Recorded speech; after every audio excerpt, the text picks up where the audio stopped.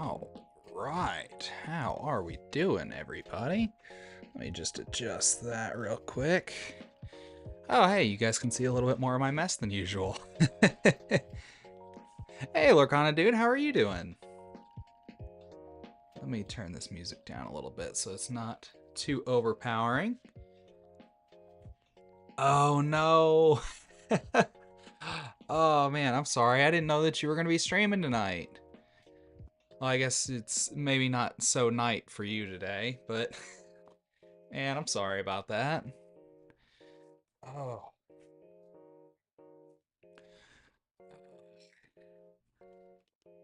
Yeah, I wish I could have planned a little bit better for that.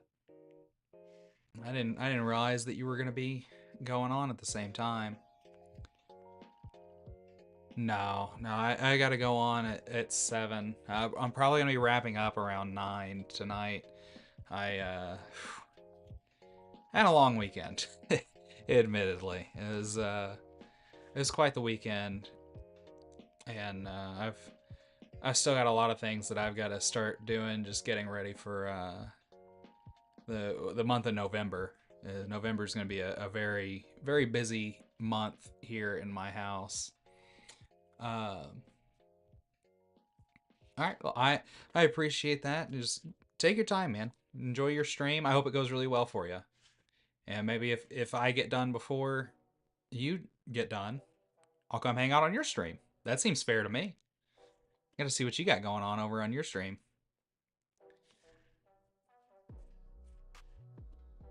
Oh,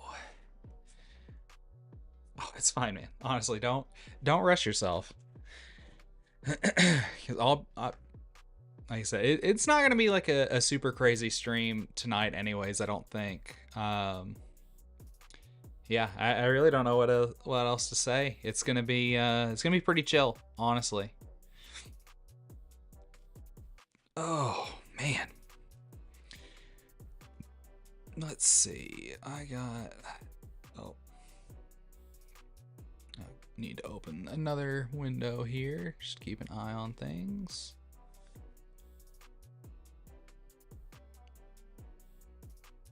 Well, I say that I'm having issues, as is tradition.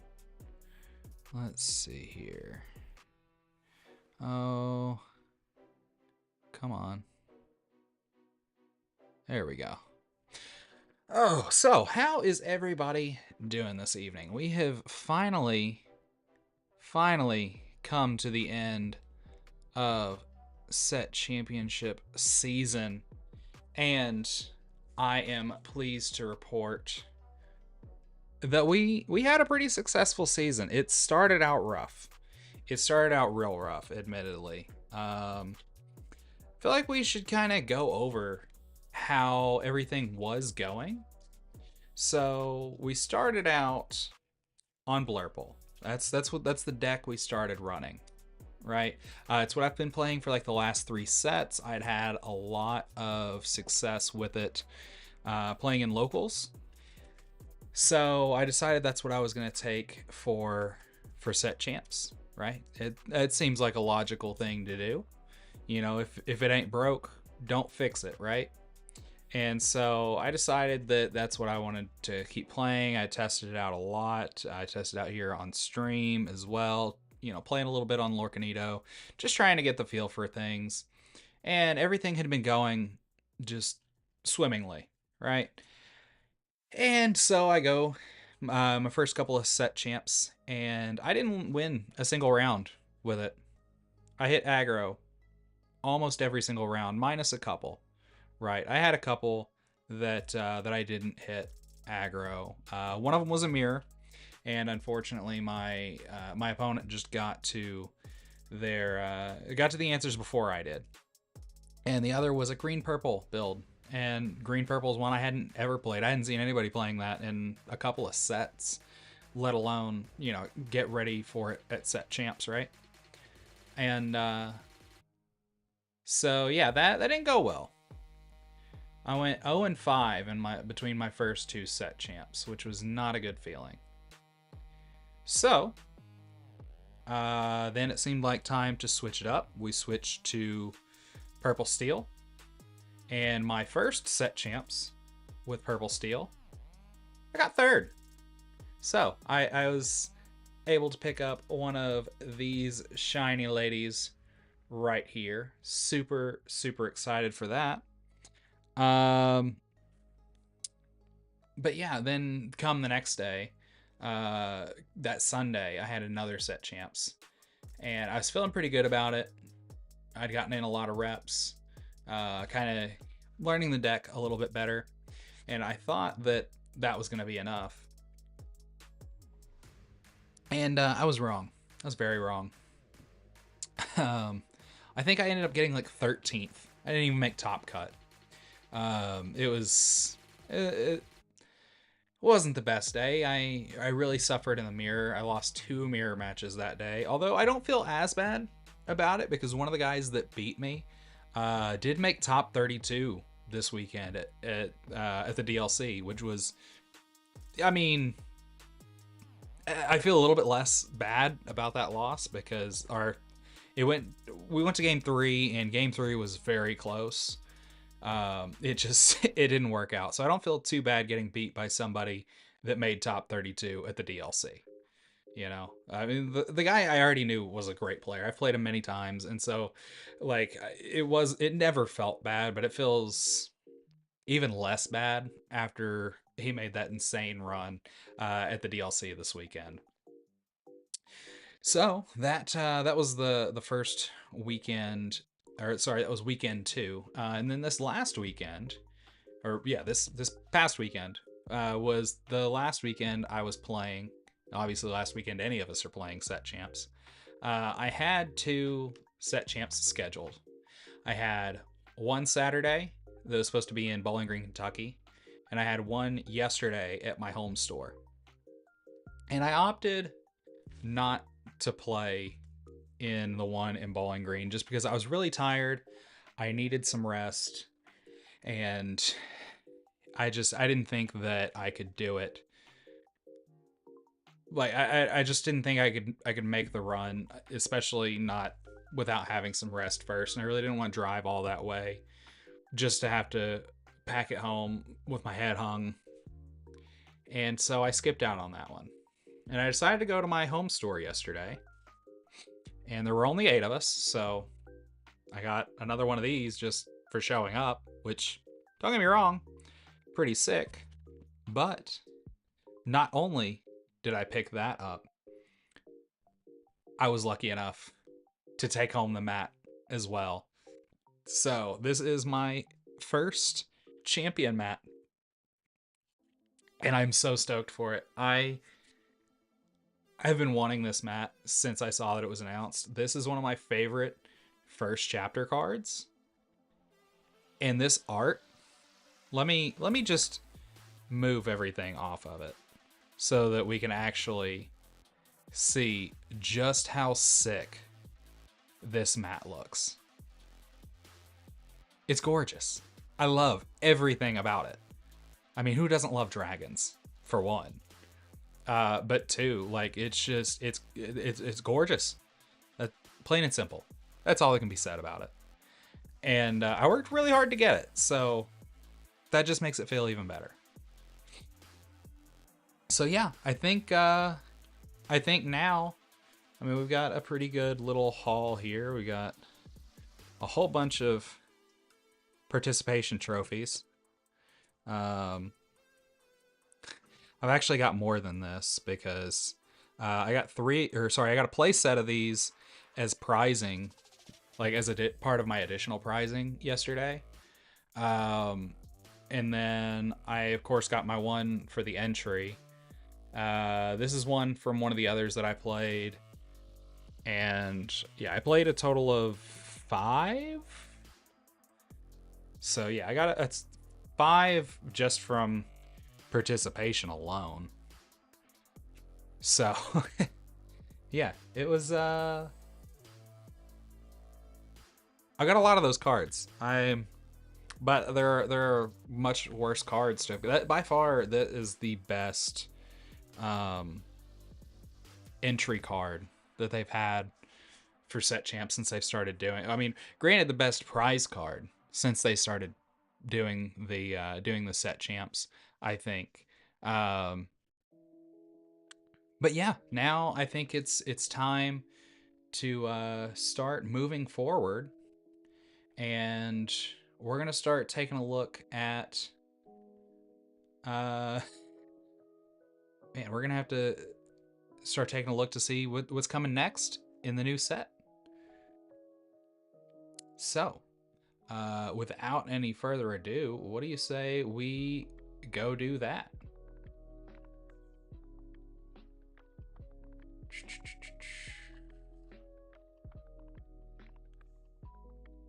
All right, one of these browser windows.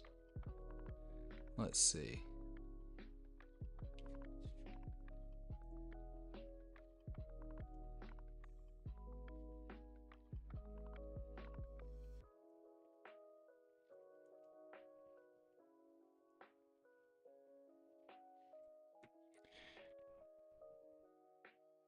All right, let's see.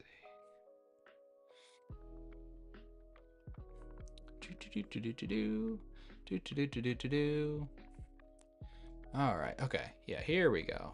Here we go. All right, so I want to take a look at Whispers in the Well. We're gonna see what's coming up next. Oh, I guess let's see how. This is annoying. Maybe we go to the deck builder. Yeah, let's do that.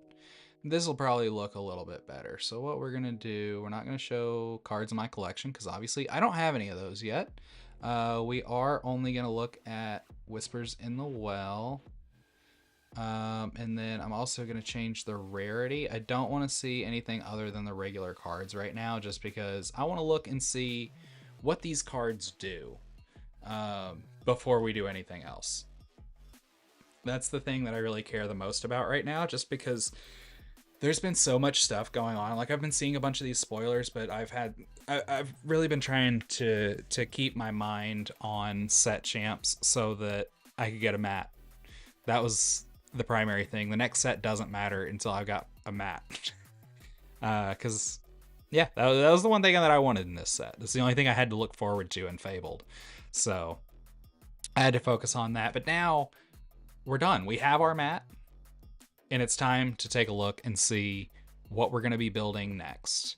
I do typically run Blurple. I've done some red-blue in the past before rotation, which, I mean, I was also playing Blurple for a couple sets before rotation, but I was doing red-blue before that.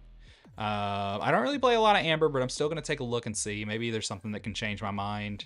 I've done some Purple Steel. That's what we want our mat with. So we're gonna be open-minded and just see what we've got. So let's see. We're gonna, I guess, start with Baloo here. He's a bodyguard. He's expensive, though. Very expensive for, I mean, a 3/8's not terrible, but it's not great either. We've got the new boost mechanic on Gaston here. Also, are these? Okay, so these are in numerical order. The boost, I'm really curious about how that's going to affect the game. So let's see what Gaston does if you boost him. So whenever he quests, if he has a card under him using boost, chosen opposing character can't challenge and must quest if able. Interesting. Okay, so you're effectively goading their guys. It's like the opposite of Reckless almost. Okay, I guess that could be good if you want to make sure that like none of your stuff gets challenged, but you also for some reason want them to be turned side. You want them exerted.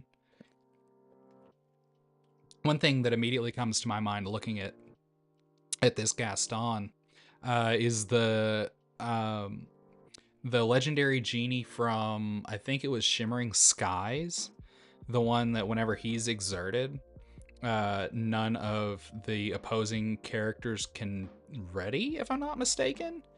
That could be really interesting if you force them to quest, but then just keep them from being able to ready. Or also, I know we'll get to it, but there's, I think, an Emerald action that reduces the lore by 1 for all of the opposing characters. So that could be pretty cool. Effectively just, you know, hey, you have to like quest, but you're questing for 0 lore.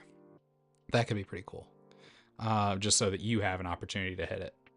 And you get to choose what gets hit, right? So let's see. Moving on, we've got Rapunzel, another legendary Rapunzel. Something tells me this one's not going to be quite like the last. So whenever one of your characters is chosen for support until the start of your next turn, the next time they would be dealt damage, they take no damage instead. Okay. So that could be really good. You could punch something really hard with no backlash. Could be very good, especially like a yellow blue build maybe with Alice. Headless Man Horse. Just a great big old body, a 5'10" that nobody asked for. A 2/2 for 1. I'm not mad at that. That's just little stat buff there. We got Raja, 3/4 bodyguard for 3. Not too bad, not great. Little 2/1 with support for 1. Scrooge McDuck, whenever you play this character, chosen character with a card under them gets +1 this turn. So you can use that with shift or boost. Very nice. Not bad for 3. Especially if you've got something that you shifted on too.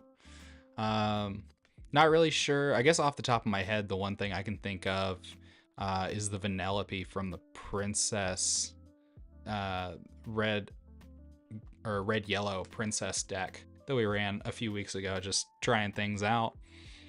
That could be pretty good, because then that one goes for 3. Let's see. We have a character or location in play with a card under them. This character gets +1 lore. Okay, so we're gonna have locations that get boosted too. Interesting. And then we've got Gurgi. Whenever you play this character, you may remove up to 2 damage from chosen character. Sure, who cares? Miss Beakley. 2/6 bodyguard for 4. Honestly, I think I kind of like that better than Raja. Am I crazy for that? I don't know, though, because Raja at least doesn't get under the seed. But I don't think we really have to worry about it that early anyway, except for maybe in some sort of sprite deck. Bagheera is just a vanilla 4/4. Gross. 3-drop Singer 5 that quests for 2. Now that is interesting, especially as a common. I mean, it is a 0/5. But, I mean, that's effectively just Ariel. I mean, other than, she doesn't like go get you a song out of your top deck. So I mean, she's not quite as good, but I mean, she's also a common, so you wouldn't expect her to be anyway, right? Now we got Flash. I love that they finally gave us a Flash card. He enters play exerted. That makes sense. And then whenever he quests, you may give a chosen detective character +2. I wonder how many detectives. Let's see.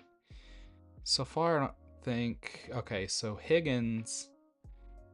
So far, Higgins is our only detective in this set. I think we have. I'm sure Basil is a detective, and I'm sure there are probably some other, like Detective Mickey, surely, which also. Spoiler alert in case you haven't taken a look before, but we're also getting a reprint of Detective Mickey in this set.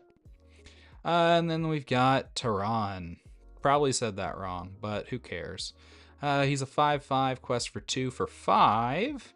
And whenever he quests, you can return a chosen character card named Hen Wen from your discard to your hand. Okay.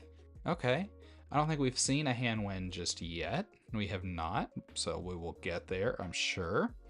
Sebastian is a 1/1 quest for 3 for 2, which is not good. It seems like on paper, it seems like he should be, but he's not the only one with this stat line, and none of them see play. So I don't think Sebastian's going to be any different. And personally, I don't play aggro. I don't like aggro, so I don't really care if he ever sees play. I do like Sebastian though, so I guess there is that. Sebastian's pretty cool. Then we've got Ariel with Boost 1. She is a 3/4 quest for 2 for 4. And once during your turn, whenever you play a song, if there's a card under this character, you may draw a card. Okay, so we're seeing Ariel sing some more. Okay. I don't feel like you'd really want to play her on curve. I feel like you'd probably want to be able to immediately boost her, potentially. Ooh. Okay. Interesting point of order here. So, what I'm thinking here, right? So you play a regular 4-drop on turn 4, right? Turn 5, you boost, you play as Ariel, you boost her, and then you sing You're Welcome on her. And then you get to draw 3 cards off of Ariel. That could be interesting. We might try out a yellow-green build. I don't know. I don't know what could happen. We might try that out. Then we got Scrooge. 4/7 quest for 2 for 6. Whenever you play a character or location with boost, you may put the top card of your deck face down under them. That's nice. Especially if, you're playing a lot of things with boost. I don't know. Oh, it is a shift 4. Okay. Oh, so yeah, even better. So yeah, here's a potential play. We have some sort of smaller Scrooge that we play on maybe like say turn 3. Turn 4, we shift this Scrooge. Pay 4 on turn 5 for Ariel. She comes in boosted. Sing You're Welcome on your Ariel. And then you draw 3 cards. And you can still play a 1-drop. I don't know if that's the play. That seems like a lot of work. But it could be fun. I'm just thinking of things to do here. All right, so we got Mowgli. Mowgli is a 1/2 quest for 1 for 2. And whenever you play this character, chosen opponent reveals their hand and discards a non-character card of their choice. It's not too bad. It's not too bad at all. Especially, if you've got to go between this and Ursula. This is maybe a little bit better than Ursula, except for the fact that it's their choice. But if they only have one, only one non-character card, it's not really their choice. So I do kind of like that. Let's see. We got Simba. A 5/5 quest for 3 for 7 with boost 3. So whenever you put a card under this character, you may reveal the top card of your deck. If it's a character card, you may play that character for free and the interplay exerted. Otherwise, put it on the bottom of your deck. I like it. I do like that actually. And yeah, I just like this. I'm kind of surprised how many of these Amber cards that I'm liking so far, because I am not an Amber enjoyer. I don't tend to like Amber cards. I have tried playing Amber a couple of times, and neither time have I particularly enjoyed it.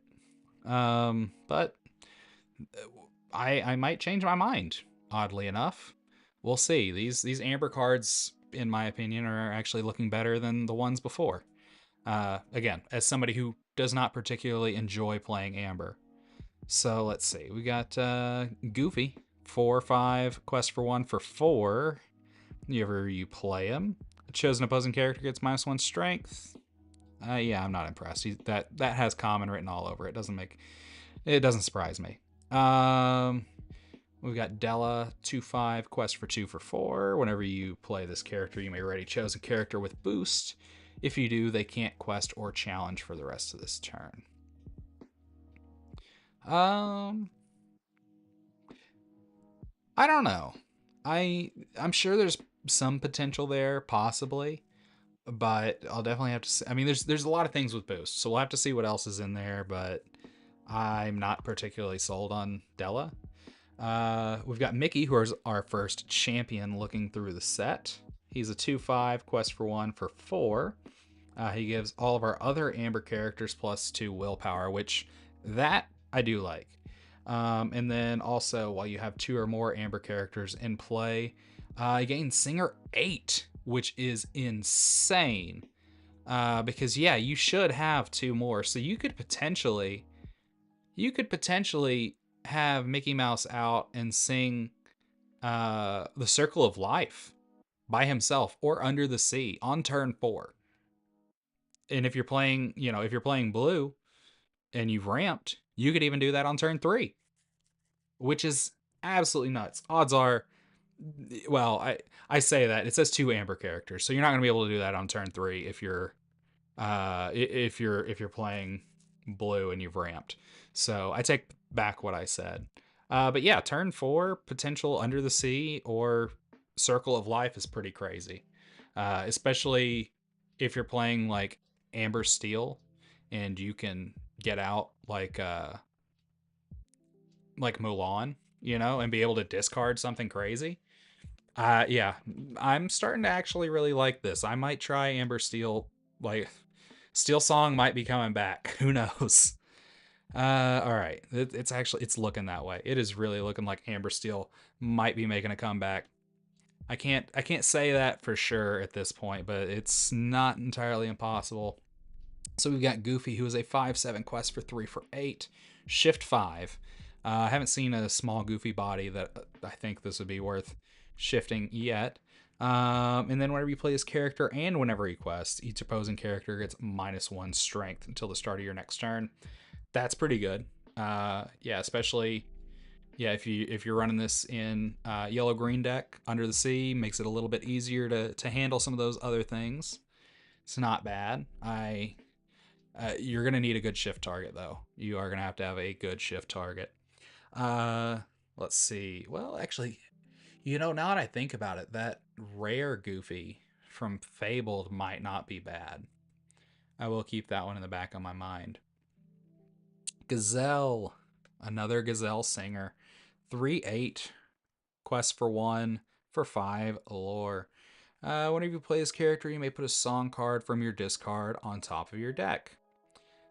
Not bad, especially given that there's not a whole lot of mill mechanics going on in Lorcana yet, and not a lot of things to just make you shuffle your library other than like You're Welcome and a couple of other things. So I mean, it's not bad. Search for clues. We're into the actions now. Player or players with the most cards in their hands choose and discard 2 cards. If you have a detective character in play, gain 1 lore. Okay. Also, while we're speaking about detectives, let's see what else we've got. We've got Goofy, another Goofy, this other shift target that I just totally went over the top of whenever I was talking smack about not having good shift targets. But again, I don't think this is necessarily... I don't think this is the one that I would use. I'd probably use the rare Goofy from Fabled. Let's see. So yeah, we got those. Yeah, I think that's it, other than the ones that we already covered earlier, like Higgins, as far as detectives so far in the set. And then we've got, or Rewrite History will return a character card from your discard to your hand. I don't know. Maybe it could be good, but I don't know. I think I'd rather just wait in Circle of Life. Then we've got Della's Moon Lullaby. Chosen opposing character gets -2 strength until the start of your next turn, and you draw a card. Good to get rid of illusions at the very least, and you get some card draw. I'm not mad at that. I like that better than Rewrite History. Horseman Strikes, you draw a card and may banish chosen character with Evasive. This is going to be very good, especially with I mean, in Fabled, we've seen just so many evasive cards. There's a lot of good things. I mean, for one, you've got Maui Shark. Great target to get rid of right there. You've got Dumbo. Dumbo can be a problem. You've got Genie, of course, Wish Fulfilled. There's Elsa, the Fifth Spirit. There's lots of targets for this. This is going to be a good card, just in general, I think.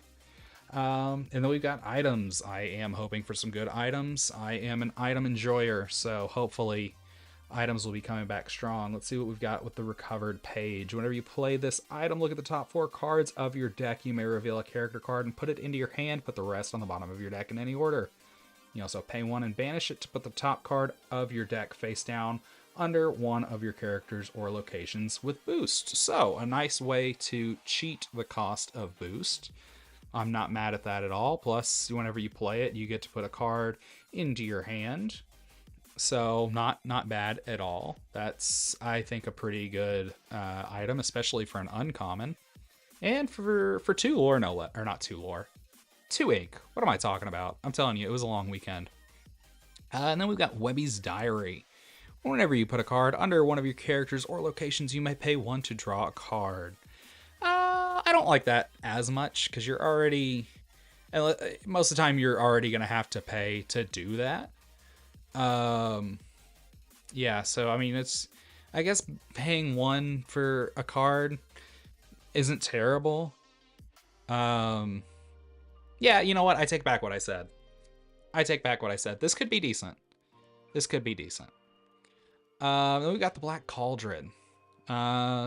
So 3-drop uninkable, but it's a legendary item. We haven't seen a legendary item in a while. I think the only one that we've had up to this point is the Lucky Dime. So let's see. For tap it, pay 1, we can put a character card from our discard under this item face up. And we can also do the same to this turn, play characters from under this item. So we're finally starting to get some recursion. I like this. So some of you guys that haven't been around before, I like to play Magic. And whenever I play Magic, I love playing black because I love graveyard recursion and also being able to use life as a resource, which we're still, I think, a long ways from being able to do anything similar in Lorcana, but that's neither here nor there. But yeah, the Black Cauldron, it has my attention. I will say that. All right, and then we've got Munchin' and Crunchin'. Remove 2 damage from chosen character. Don't really care too much about that. You can pay 1 less to play characters named Gurgi. Interesting. Have we seen a Gurgi yet? I don't think we have we? Oh, yeah, Gurgi. Okay, he was the one that I was thoroughly unimpressed with. So, yeah, it's going to be a no for me, dog. Of course, it's a common. And then our first location since rotation. Say that 5 times fast. So it's a 2-drop with 6 willpower. Costs 2 to move here. Whenever a character quests while here, you pay 2 less for the next character you play this turn. Okay, not terrible, not great, but not terrible. And now we're on to the Amethyst cards. Starting with Minnie Mouse, starting with the champion this time. So she's a 2/3 quest for 2 for 4. Whenever one of your other Amethyst characters is banished in a challenge, you may draw a card. That could be really good, especially if you have some sort of challenge-based deck. I don't know how well that would actually do with Amethyst. Typically, you know, I mean, I guess if you're doing like Ruby Amethyst, maybe? I don't know. I mean, I don't know. Maybe not. It could be good, but I'm not gonna stamp it as good yet. And then we've got the Horned King. It's a 3/4 quest for 2 for 4 with shift 2. So if there's a 1-drop Horned King, which you would assume with it being a shift 2, there's a 1-drop Horned King out here. Yeah. Whenever one of your other characters is banished in a challenge, you may return the card to your hand, then choose and discard a card. So, Yeah, this could be potentially really good if you have both of these out. Yeah, your character's banished in a challenge, and then you get to draw a card, and also it returns to your hand, and you discard a card. So if you get something better, you can pitch the thing that that was returned to your hand.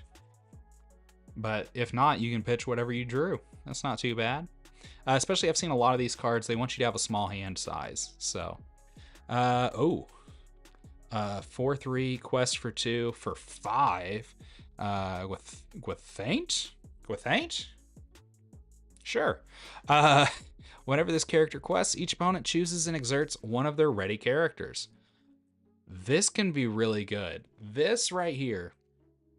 So the first thing that comes to my mind right here, because I lost to it so many times this set, playing up against Blurple, and they've got game on board with only one character, and it's got Ward. You can't do anything about it. This is the answer to that problem. This is a card that certainly has my attention. I think this is going to be a probably this might end up being the uncommon of the set. That's pretty powerful, honestly. Like, don't get me wrong, I know it costs 5, but that's a pretty powerful ability. We got the Horned King. Okay, so I guess, yeah, here's the 1-drop Horned King that I was looking for. A 6/7 quest for 1 for 5 with the Cauldron Born. All right, that's a huge body. Huge. We've got Demona, not that Demona. This is a common Demona. It's 4/6 with Challenger 2 for 4. That's also a huge body.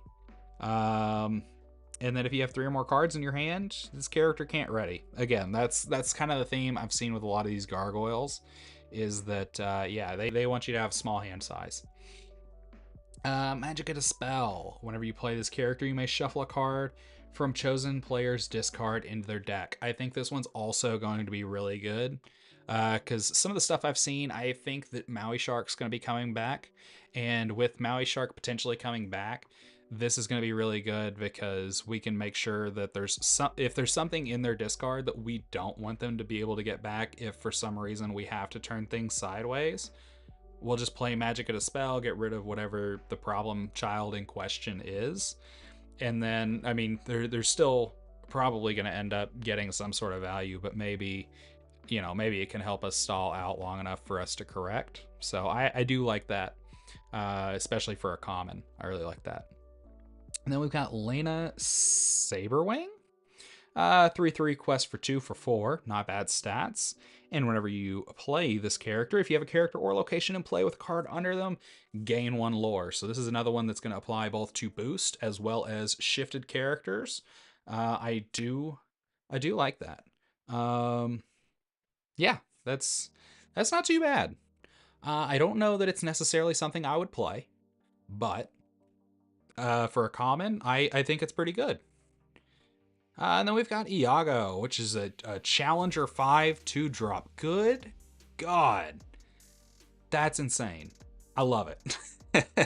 Yeah, especially with as many aggro decks as we've seen, Iago is going to be the answer to some of those problems for sure. That's awesome. Iago, definitely going to be a good card. And then we've got a 3/1 quest for 1 for 2 in Violet Saberwing with Evasive. Not great, not terrible, but it's a common, so what can you expect? Then we've got Elsa. She's a 1/3 quest for 1 for 3, and whenever you play her, you draw a card. Okay, I like drawing cards whenever I play, but I'd say there's better 3-drops out there. Mushu's a 4/4 for 4. 4/4 for 4. Man, try saying that fast. Yeah. Quest for 2. All right, not bad, not terrible. Again, common.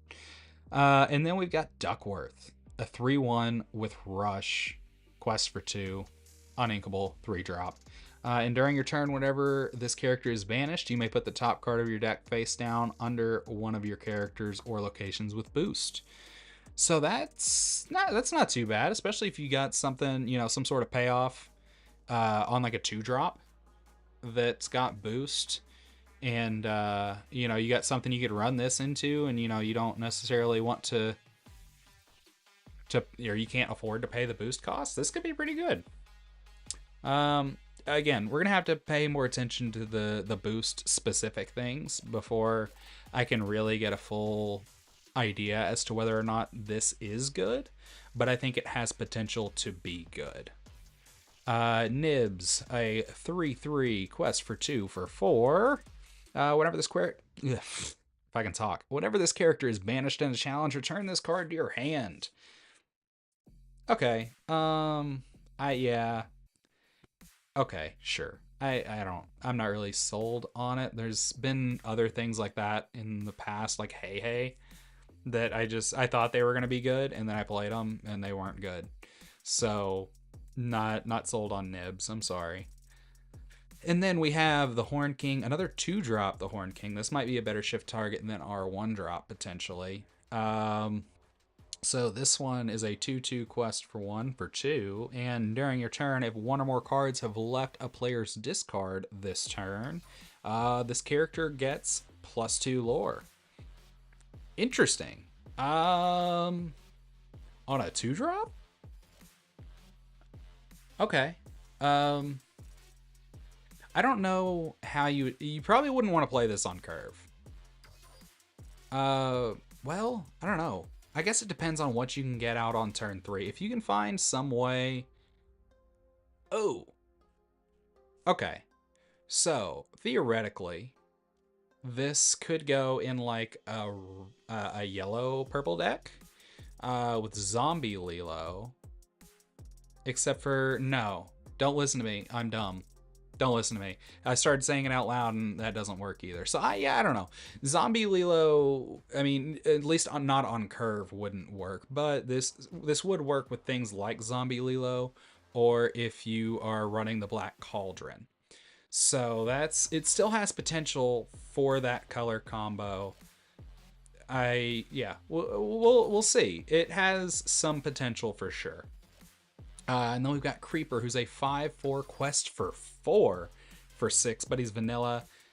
Probably never sees play. Coldstone, 5/4 quest for 2, 5-drop uninkable. Whenever you play this character, if you have 2 or more gargoyle character cards in your discard, gain 2 lore. So if you're going to be very gargoyle centric, this could be good. There's a lot of gargoyles in this set, so I think this one has some potential, especially having this huge body. I think it has some potential. I'm not going to stamp it as good, but I'm going to put it into the pile for has potential. And then we have Magicka Dispel once more. She's a 5-drop 3/6 quest for 2. Whenever you put a card under one of your characters or locations, you may move 1 damage counter from chosen character to chosen opposing character. Huh. I think this maybe has some potential. So I think this is going to be one of the cards that may strike some confusion, especially for new players. So the one thing I've learned playing TCGs, which, I mean, it makes sense in general, but words have meaning, right? And the thing that sticks out specifically to me is this right here, the whenever you put a card under one of your characters or locations, as opposed to whenever you play a character on top of one of your characters. So this is only that mechanic right there. This little bit of rules text is only going to apply to boost. This is not going to apply to shift, if I'm reading that correctly. So that's interesting. Yeah, not sold on it. Not gonna discount it, but I don't know how to feel about that one just yet. And then we've got Nana. Nana's a 3/3 quest for 1 for 3. Whenever you play this character, you may choose and discard a card to return chosen character with cost 2 or less to their player's hand. Okay. That's not too bad. I actually kind of like that. Um, yeah, I kind of like that. And then we have a Shift Magicka spell, a 7/7 for 7 quest for 1 with Shift 7. Okay. Whenever you play this character, if you used Shift to play her, you may draw 4 cards. Okay.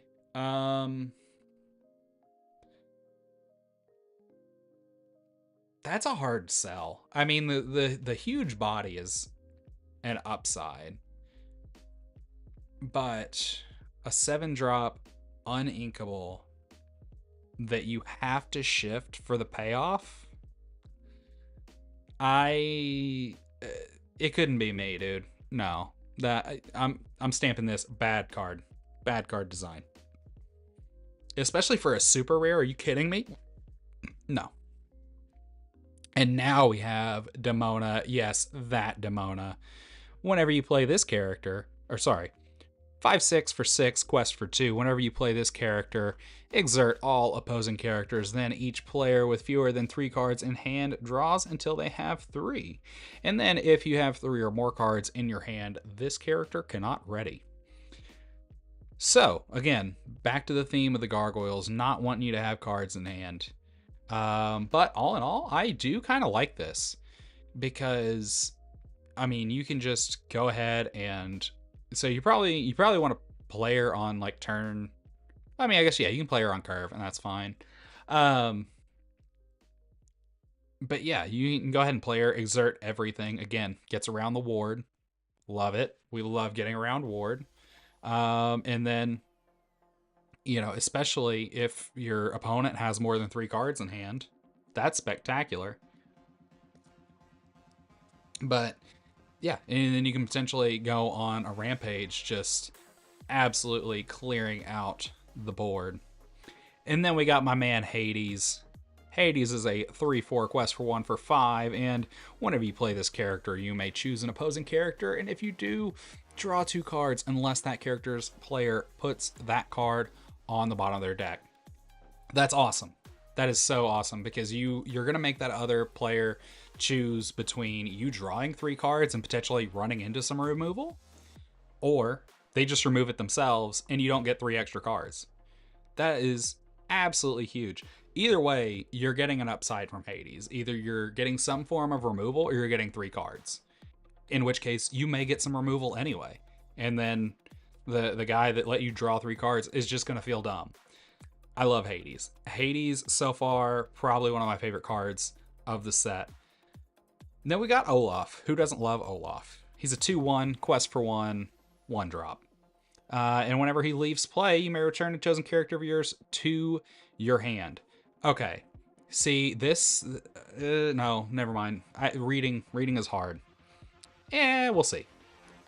Probably not Olaf. And then we've got Merlin, who's a 0/3 quest for 2 uninkable with boost 2.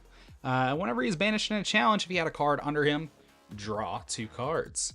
So this could be really good, especially if he's paired with... what did we see up here? There was something... I know one of these cards that we saw, you just go ahead and throw something under it. Whenever... well, there is this one, I think. Yeah, this one is cheating out. You know, we get around the boost 2 by only paying 1 to sack that item. Hey, Gifted. Yeah, we are talking set 10. We're kind of taking a look around and seeing what we want to, what we're wanting to brew around. We've just kind of gotten into Amethyst here. And I know I saw something in one of these cards that whenever you play it, you can just put something. Aha, here we go. Yeah. So, Scrooge McDuck, whenever you play him, or whenever you play a character with boost, you may put the top card of your deck face down under them. So if we have Scrooge in play and we play Merlin, we get to do that for free. And I think I saw something else too that kind of does it the opposite way around, to where like whenever you play the character, then you can do the same thing for free. We'll go back and we'll take a look at that after we've actually gone through the things in the set though. because I want to see what all is out there before I get too deep into the theory crafting. But before I can even start brewing, I got to know what my options are. So now we've got Ursula. She's a 4/5 quest for 2 for 5 with boost 1. And while there's a card under this character, she gets +1 lore and gains evasive. That's pretty solid. I think she's probably one of the better rares that I've seen so far. Then we've got Cheshire Cat, a 3/4 quest for 1 for 3 with boost 2. And whenever you put a card under this character, you may move up to 2 damage counters from chosen character to chosen opposing character. And I will say the one thing I do like about this boost mechanic so far is that you can do this every single turn. You don't necessarily have to stop whenever you've got something under there. So you can get value off of this every single turn versus whenever we had shift and it was like, hey, whenever you play this character with shift, it does a thing. You're only going to do that once unless you play another thing shifted on top of it, or you bounce it to your hand and shift it that way. Whereas this, you can keep it on the field, keep it dry, and you can keep doing the boost and keep getting value out of it. I do like that. And now we're to the Amethyst actions, and we've got Begone for our first one. It's a 3-drop. Return chosen character, item, or location with 3 cost or less to their player's hand. I don't think we're going to be seeing that one too much just yet, but I could be wrong. We're getting a little bit more of this, so maybe we will see it a little bit more. I don't know. Our first song, we've got Can't Hold It Back Anymore. It is a uninkable 4-drop. Exert chosen opposing character. Move all damage counters from all other characters to that character. That is insane. That is a fuck you in particular card.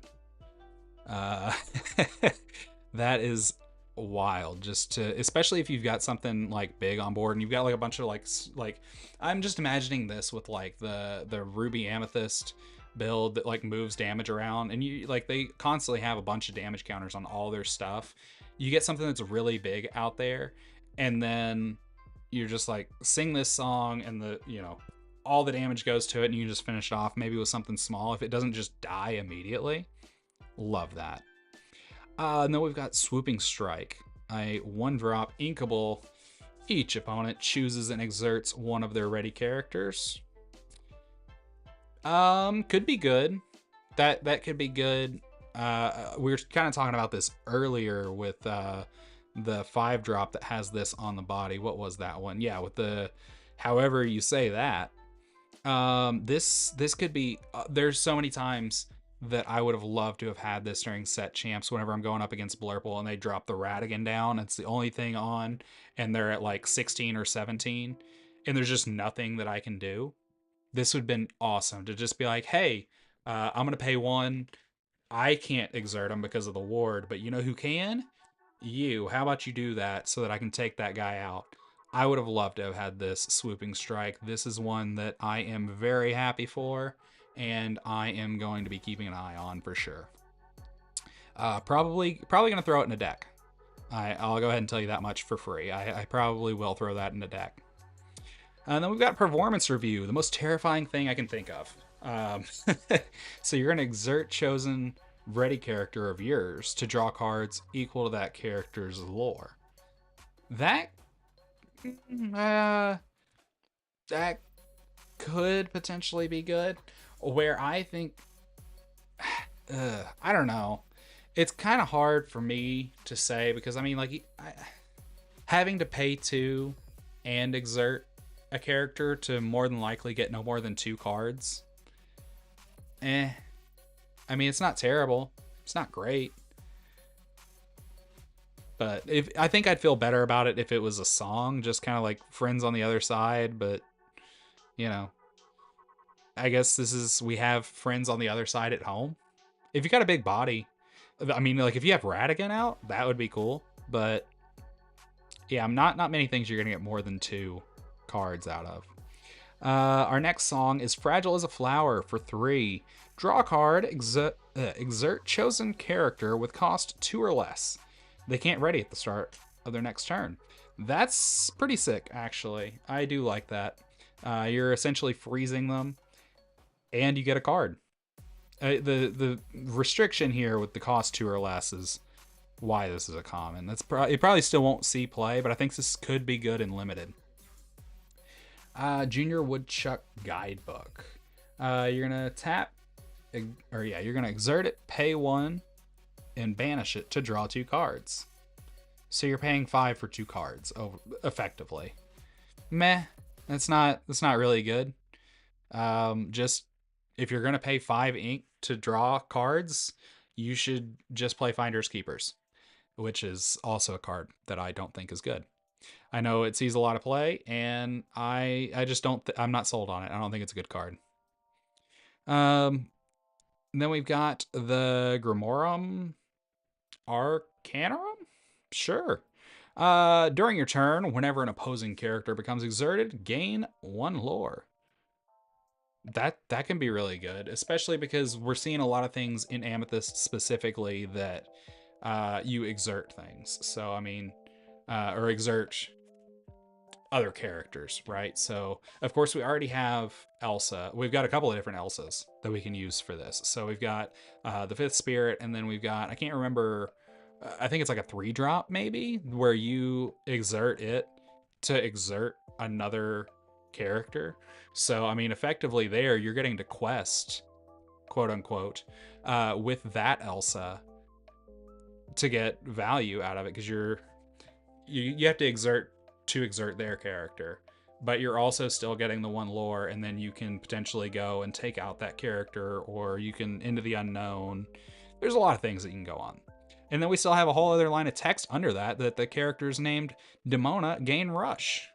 So that's not too bad. I'm not mad at that at all, especially because the 2 Demonas that we've seen have been pretty big bodies. We got a 5/6, and where's the other one?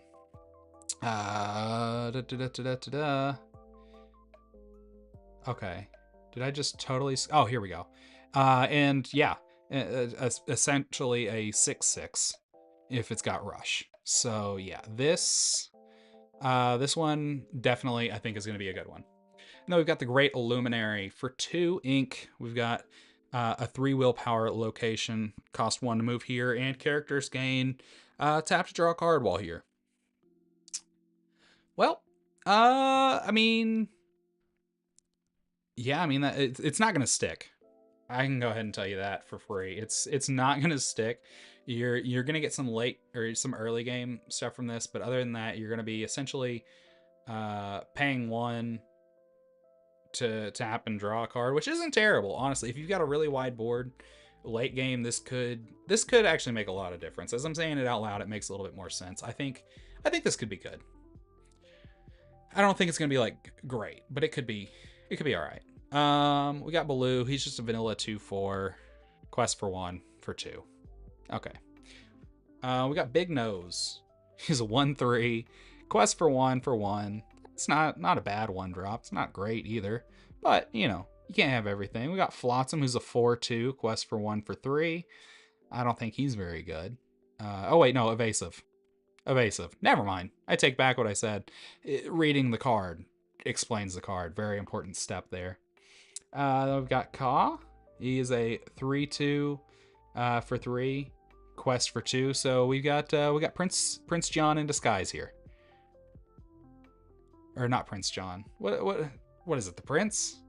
Yeah, the Prince. That's what I meant.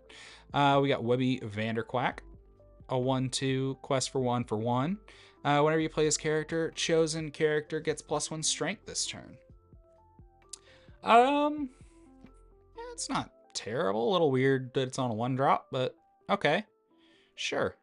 We got Finnick, 1/2, quest for 1 for 1. And whenever you play this character, you may pay 2 to return chosen opposing character with 2 strength or less to that player's hand. I do like this. This is, I mean, it's Kit Cloudkicker, but with a worse stat line, effectively. I would rather just have Kit Cloudkicker. Hey, Lorcanolo, thanks, man. I appreciate that. Did you play in any set champs this weekend?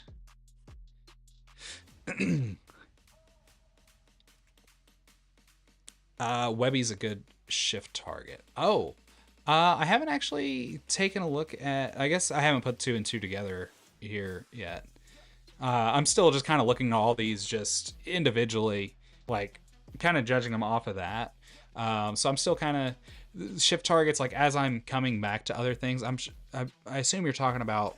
I think there was one of these up here somewhere that was a shift. Oh, that's all right. I mean, getting play two is still pretty good. Um, yeah, I don't know. Maybe I haven't gotten to the Webby that can shift. Yellow or green? Okay, yeah, maybe we haven't gotten to it yet. But you scored 2 cards. Oh, that's sick. That's awesome. That's that's what I got too. I just barely got the 2, but I got 2. All right, so let's see. We were at Webby. We went over Finnick. Vladimir. Vladimir is a 5/6 quest for 2 for 6, and whenever he quests, you may banish a chosen item. Yes, I did get the mat. I guess I should actually show it off now that there's actually people to show it off to. I've got it a little covered up right now, but look at it. I'm so stoked for this. I tried very, very hard to get this, and I'm so glad that I pulled it off. I was kind of lucky with I was kind of lucky with this one. I guess I'll take a break for a little bit of story time, if that's cool with everybody. I got pretty lucky with this weekend, so I actually won this at my home store. It was the last set champs of the season, and we only had 8 people show up. So by default, I got one of these. I got the card, not the mat, obviously. But I went undefeated, and that is something I have not done in a while. Just period. Especially at my home store, I'm usually like getting like second or third at my home store, and I went all the way up to the finals, and I was playing a guy that I have not beat all set long. He's been playing Blurple, and I've been playing Purple Steel the last few weeks, and I just haven't beat him. Like, especially with Purple Steel, it's been an uphill battle.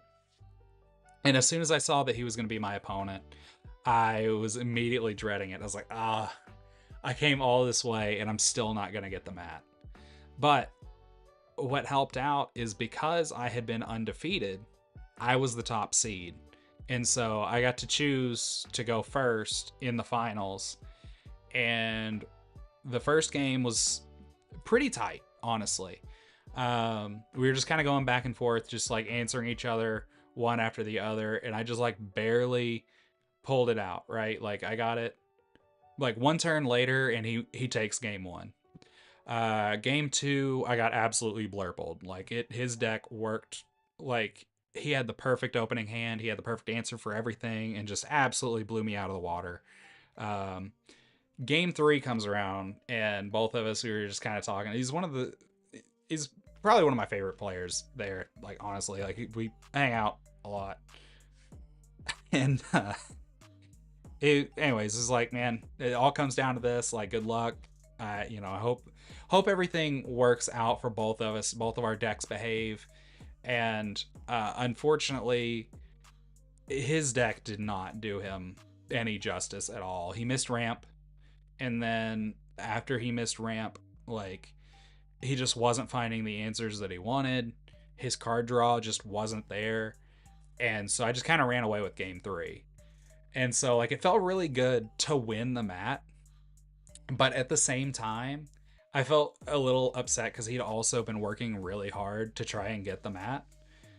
And so I really would have preferred to have just beat some rando for the mat.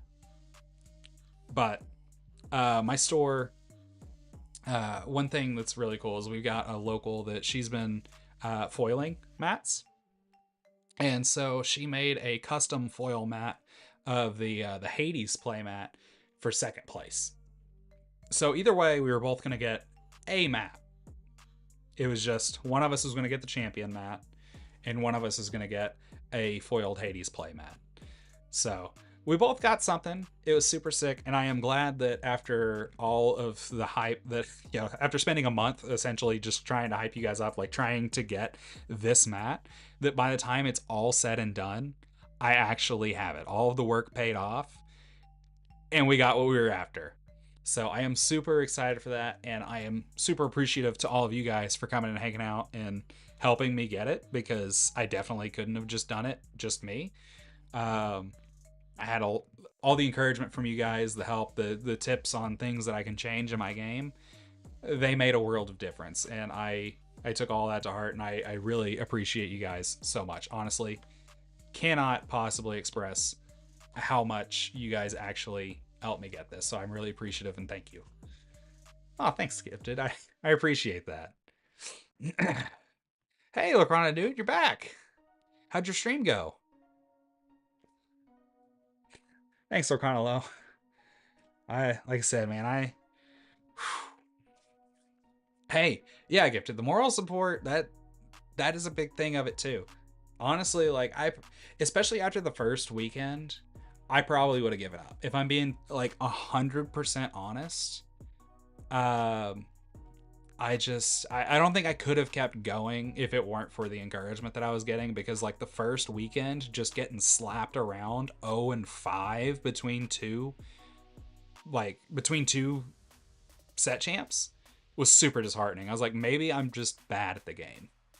It's entirely possible that I'm just really bad at the game. It's how it felt, for sure. I was like, I thought I was doing better, but getting slapped around like that, absolutely not. But like coming and hanging out with you guys and just hearing all the words of encouragement, it made a world of difference. Playing Hearthstone. I've never actually played Hearthstone. It's something I am interested in. I just haven't ever played it. All right. I'm gonna get back to going over the new stuff coming up, because I'm sure that's probably why most of you guys are actually hanging around. But I did want to take a minute to actually go through how I got my map, because I'm very excited to have gotten it. And again, could not have done it without you guys. So appreciative for it, honestly. Let's see. So we were at Vladimir. Oh, Lacrana. Oh, so you just got started with it. Oh, hey, when are you supposed to be doing that? I know you said it was this week. Or are you going to be, or are you already in the hospital this week? And then we got Flintheart Glomgold. It's a 1/4, quest for 3. Cost 4, and whenever you have a character or location in play with a card under him, he gains ward. Okay, so some more payoff there. Friday. Okay, Friday is your surgery. All right. Well, you get to hang out with us a couple of more times than before that, and I do hope whenever that rolls around that everything goes well. Absolutely, if you are able to keep us updated, because definitely want to make sure that you're good. I know sometimes that's a little bit easier said than done. Sometimes that's not exactly possible. But if so, it'd be nice to know. And then we're on to Jetsam, a 6/6 quest for 2 for 7. Whenever you play this character, deal 3 damage to chosen opposing damaged character. Interesting. I think it's overcost. If it didn't cost 7, it could be good. But trying to get a card for your first deck. Oh, Sea Dogs? Yeah, Sea Dogs is fun.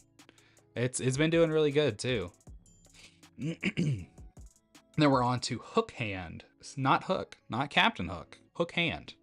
So we've got a 6/5 quest for 2 for 5 vanilla. Okay, sure. Why not? I don't think it's bad. It's not good either, but it's not bad. We've got another Ka. It's a 6/7 quest for 3 for 7 evasive. I don't know. I mean, that's a big body. That's gonna be hard to get rid of, honestly. Like, that doesn't even with the hands held high and under the C combo, he's sticking around. And you're gonna have to you're gonna have to trade some things for him. I mean, you could potentially still get rid of him because he doesn't have wards. So I mean, you could still potentially exert him and like into the unknown, and he's gone. I don't love 7 cost, but that being said, I think he could be a little bit broken if he was much cheaper than that. I mean, other than, he doesn't do anything other than being evasive.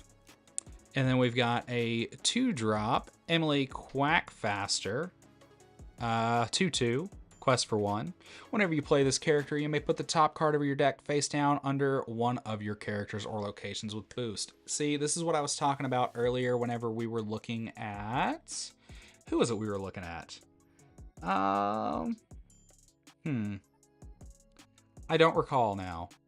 But there was Merlin. Merlin's the one that we were looking at. So yeah, this could potentially be really good because you could, just go right along. You quest with Merlin. You drop Merlin on 2, quest with him on 3, and then you play this one on 3 and put something under him. And, if he gets challenged, then you get 2 cards out of the deal. Then we've got a 1-drop Flynn Rider, 1/2, quest for 1 with boost 2. And while there's a card under this character, he gets +2 strength and +1 lore. So you could also play Flynn Rider on 1, Emily Quackfaster on 2, and then you've got your 1-drop that's questing for 2. That's a 3/2. That's awesome. All right.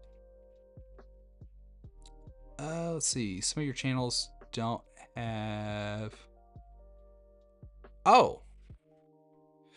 Interesting. Oh, the stream alerts and YouTube alerts. Yeah, Lorcana, dude, I'll have to check that out after stream and see what's going on, why you don't have permissions to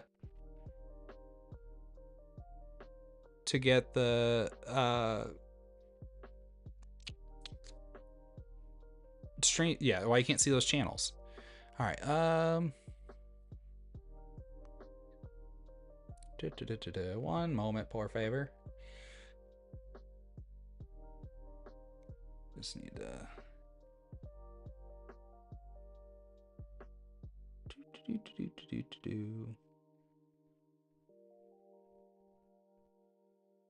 All right.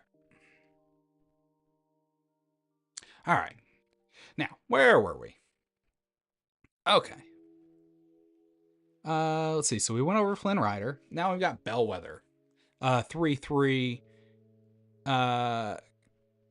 Quest for 2 for 4. When this character is challenged and banished, put 1 damage counter on each opposing character. Interesting. Not something we typically see in Emerald. Not mad at that at all, though. When is my run? Lorcana, dude, I'm not sure exactly. What do you mean, when is my run? Let's see. We got Launchpad, 4/4, quest for 1 for 4. Whenever you play this character, you may banish chosen location. I don't know how much we're actually going to see locations, but this could be good, potentially. I mean, it could be okay. I don't know necessarily about good. I mean, I guess if it's a really big location, if it was something like, say, like a McDuck Manor, that could be decent, like on a body. I mean, yeah, that's not too bad. Oh yeah, no. Yeah, no, Lorcana, dude. I definitely don't have a marathon coming up. I'd be doing well to run a mile these days, let alone 26 and change. A few years ago, maybe. This year though, absolutely not. I am far from being able to run a marathon. God, I wish I could though. Believe me, I wish that I was in that kind of shape. I am not particularly happy with how easily I hurt myself these days. Honestly, part of the reason I'm not going to be streaming too long tonight is because I did something and tweaked my back last week. And so sitting in a chair like this for several hours hurts bad. I've got a doctor's appointment this week, so hopefully I can get that figured out. But yeah, I not gonna be in the shape to be running a marathon anytime soon. And then we've got Baloo, a 4/5 quest for 2 5 drop with shift 3. Whenever you play this character, you can choose one. Each player draws a card, or each player chooses and discards a card. This is very on flavor for Emerald. Maybe not too bad. Gifted, yeah. I think I fixed it after I got off that stream. Like I put the thing back on, and it hasn't popped off yet. So fingers crossed that I've got it fixed. Because I really don't want to go through the hassle of sending this thing back. Hopefully that was it. And then we've got Megara. She's a 3/4 quest for 1 for 3 with boost 1. Whenever there's a card under this character, she gets +1 lore and gains whenever this character is challenged. Each opponent chooses and discards a card. Okay, so she effectively turns into a much bigger cursed merfolk. I like that. That's awesome. Yeah, this Megara could be really good. Yeah, especially if you can like actually have a cursed merfolk out on one. All right, Lorcana dude, we'll be here. Yeah, if you can have cursed merfolk on 1, play something else on 2, play her out on turn 3, and then on turn 4, booster and play some other 3-drop, even maybe a second Megara. That could be pretty cool. And then we got Goldie O'Gilt, 3/4 quest for 1 for 3. When you play this character, chosen opponent reveals their hand and discards a location of your choice. So I think they're betting on there being a lot of location play. And whenever this character quests, you may put a location card from chosen player's discard on the bottom of their deck to gain 1 lore. Okay, interesting. All right. So I guess that could go back to the soul, or not the soul cauldron, sorry, got magic on the mind. The black cauldron, to where you can just put put a character card. Okay. So maybe not. I guess they may have some sort of location recursion in mind for the future. Or, they're just they had to pick something for you to get out of their discard that's likely going to be there to get the payoff. And then we've got Shere Khan, a 5/4 quest for 2 for 6 uninkable with evasive. Whenever this character quests, banish chosen opposing damaged character. Then you may put 1 damage counter on another chosen character. Okay, so we're starting to see from Emerald getting more damage counters on things. This is an interesting turn of events. It's not normally the curler that you see this kind of stuff in, but okay, sure. And then we've got a Scrooge, a 0/2 quest for 2 for 2, uninkable, I might add. Whenever you play this character, draw a card, then choose and discard a card. Okay, we've been seeing that quite a bit with green and steel lately. And then whenever this character is challenged, return this card to your hand. And no damage is dealt in that challenge. Huh. Okay, that's an interesting line to add there at the end. I wonder why they specifically added that in. Maybe there's something the on damage trigger that I'm just not thinking of right now, or maybe there's something else that's in this set that there are on damage triggers. That could be. But also, it's a 0/2, so it would have to be the damage that was being dealt to it. And maybe it's also just to make sure that it's not banished, right? Because this happens whenever it's challenged, not whenever it's banished. And then we've got Aquila. It's a 2/5 quest for 1 for 3. You can also pay 1, and this character gets +1 strength this turn.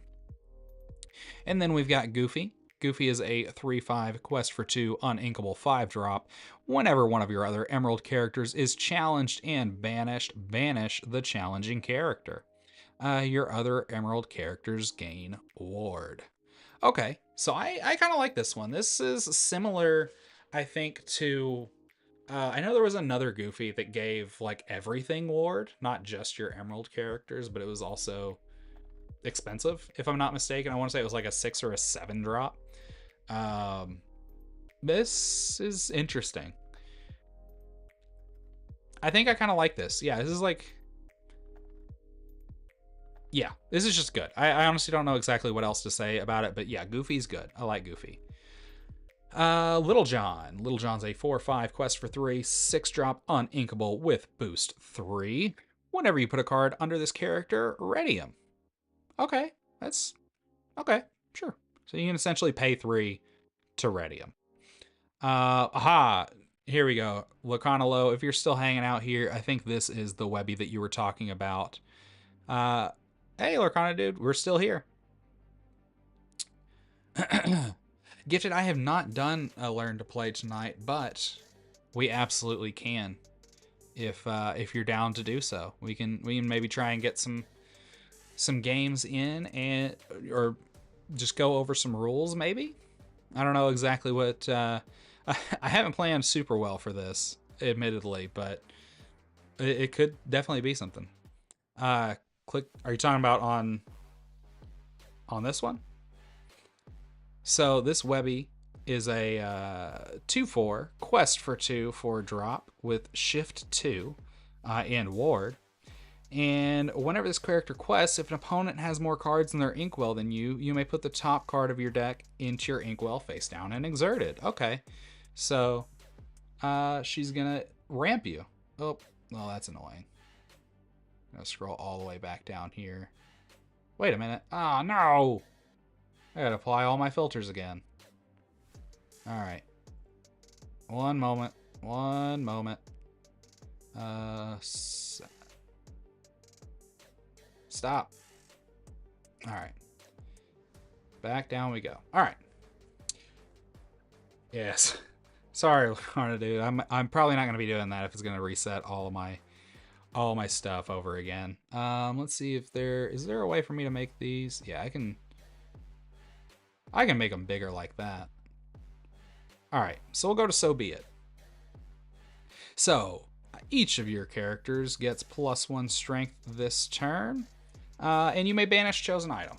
That could be good, because I think items are coming back. It could be good. I'm not going to say that it is good, but it has potential to be good. We've got Trust in Me, a 6-drop uninkable song that you can choose one. Each opposing character gets -1 strength until the start of your next turn, or each opponent chooses and discards 2 cards.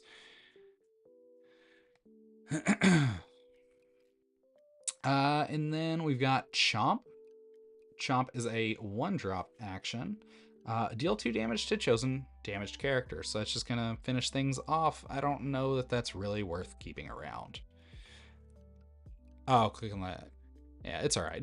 Can you see him better now? I feel like this is blown up just as big, if not bigger, than whenever I actually clicked on the thing before. And then we've got Malicious, Mean, and Scary. It's a 3-drop song. Put 1 damage counter on each opposing character. That's not too bad. And then we've got Potion of Malice. This is a 3-drop uninkable item that for exerting it and paying 1 ink, we can put 1 damage counter on chosen character. Okay, so we can ping something. I have a feeling this other part might be what makes it better. So we can exert and banish it. Each opposing damage character gains Reckless until the start of your next turn. Now that can be better, especially if you sing Malicious, Mean, and Scary and then, pay 3 and just immediately sack this so that none of their board can quest. That's not too bad. I mean, that could buy you the turn that you need to win, honestly. Especially if you've got a bunch of evasives that they can't touch for whatever reason. That could be good. And then we've got Inscrutable Map. It's a 3-drop item. It is inkable, and for exerting it and paying 1 ink, chosen opposing character gets -1 lore until the start of your next turn. Yeah, I don't really like that one. I don't think it's very good. And then we've got another Enigmatic Inkcaster, not to be confused with whatever the hidden Inkcaster from several sets ago. It's 2-drop uninkable item. If you tap it, if you've played 2 or more cards this turn, you can gain 1 lore. Sick. I don't know. I'm not really sold on that one. And then we've got Blessed Bagpipes for 2 lore. Or, man, I keep saying that. It's not lore, it's ink. For 2 ink. When you play this item, you may put the top card of your deck face down under one of your characters or locations with boost. Okay, pretty good payoff. And whenever one of your characters or locations with a card under them is challenged, gain 1 lore. See, this is a much better item than these two. These two, hot garbage. This one, good. And then White Agony Plains. We got a 2-drop, 7 willpower. That's quite a big location for 2 ink. And only costs 1 to move here. This location gets +1 for each character here. That's not too bad. And now we move on to Ruby. We are on the back half of these. We've got Diablo. He's a 3/3 for 2, questing for 2. I think this is the first Ruby Diablo that we've seen too. This isn't too bad. It's not great. We've got Ares, the God of War. He's a 3/3 for 2 with Reckless. And once during your turn, whenever you put a card under one of your characters or locations, you may ready chosen character. If you do, that character can't quest for the rest of this turn. That's not too bad. I don't know. I guess we'll have to see what else there is in red that could possibly go with this. So we've got Peter Pan. He's a 1/3 for, or a quest for 2 for 3 ink. Ink is the word, not lore. And he's evasive because, you know, Peter Pan should be evasive most of the time. I don't understand whenever they have a Peter Pan card that is not evasive. Same for Tinkerbell, though, honestly. And as you can see, this one is not. She's just a vanilla 3/1 quest for 1. I'm not really particularly thrilled about this one.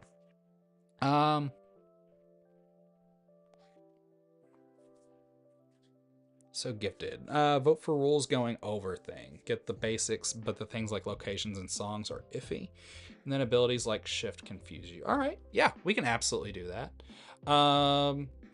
So I will ask real quick.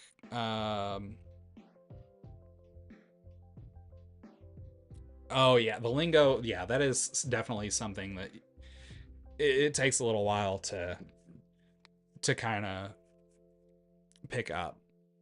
I will ask real quick while we are on the topic, though, of doing like a learn to play session. Do you want me to just kind of like go over the things like on camera, or do you have like Pixelborn or something where you can maybe like I could see like what you've got to work with, or even like a deck list that you could send that maybe I could kind of. I don't know if you got a deck that you actually play. I know you primarily collect currently, so I don't know if you've been looking at any decks or if you have anything in mind. And we've got Raksha. It's a 5/3 quest for 1 on a 3-drop uninkable.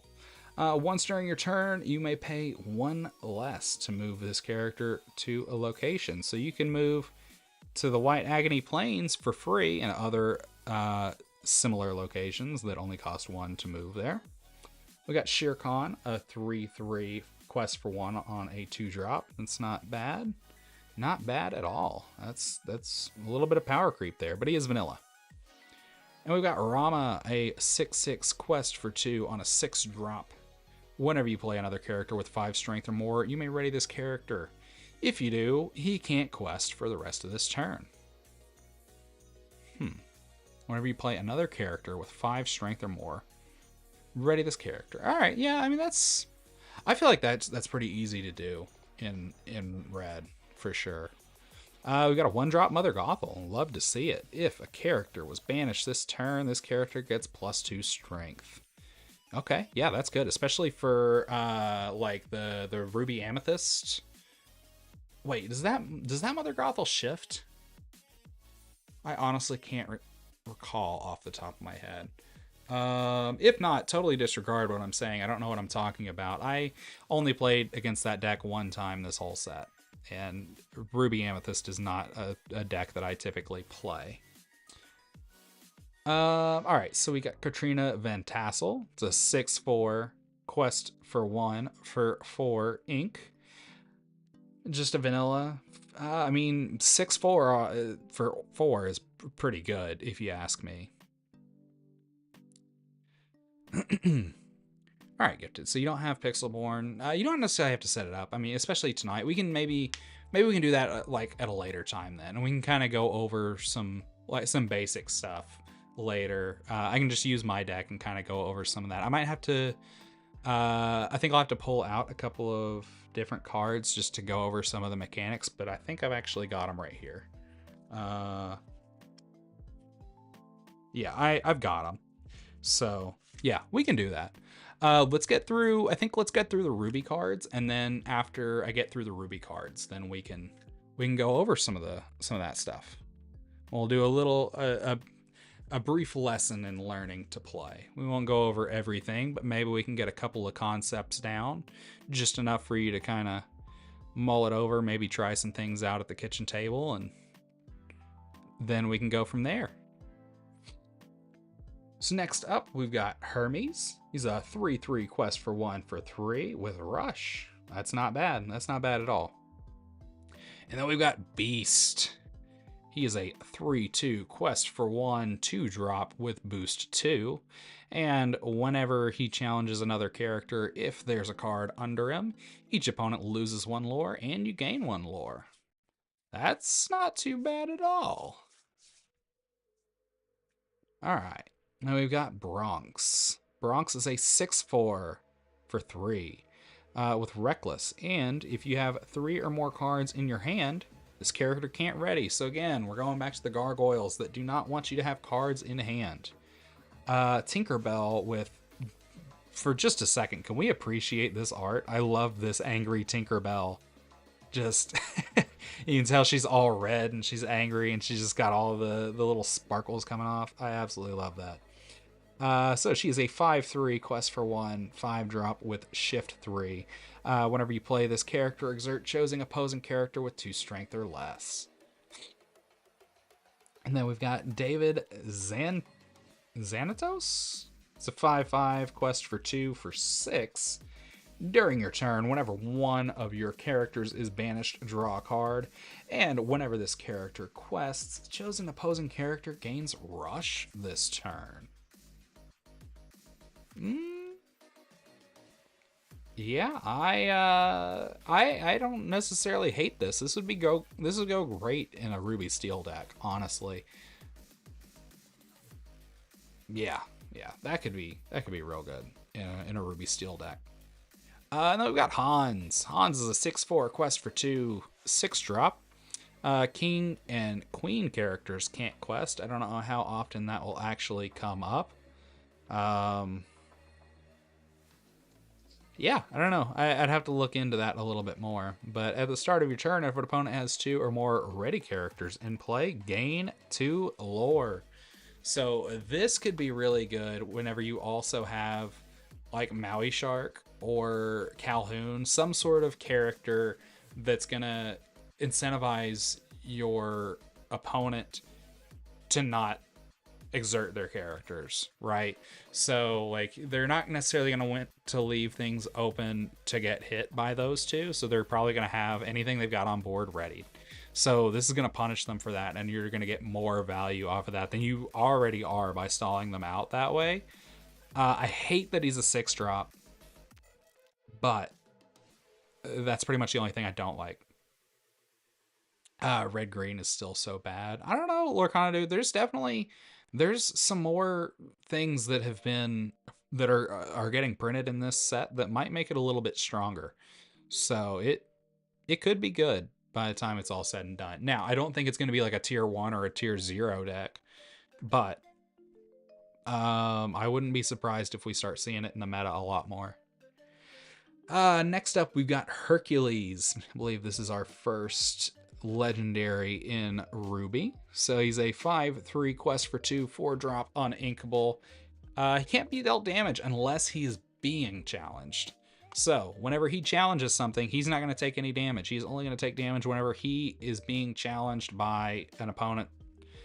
And then whenever this character is exerted, your other hero characters can't be dealt damage unless they're being challenged. So he's going to give that effect to all heroes.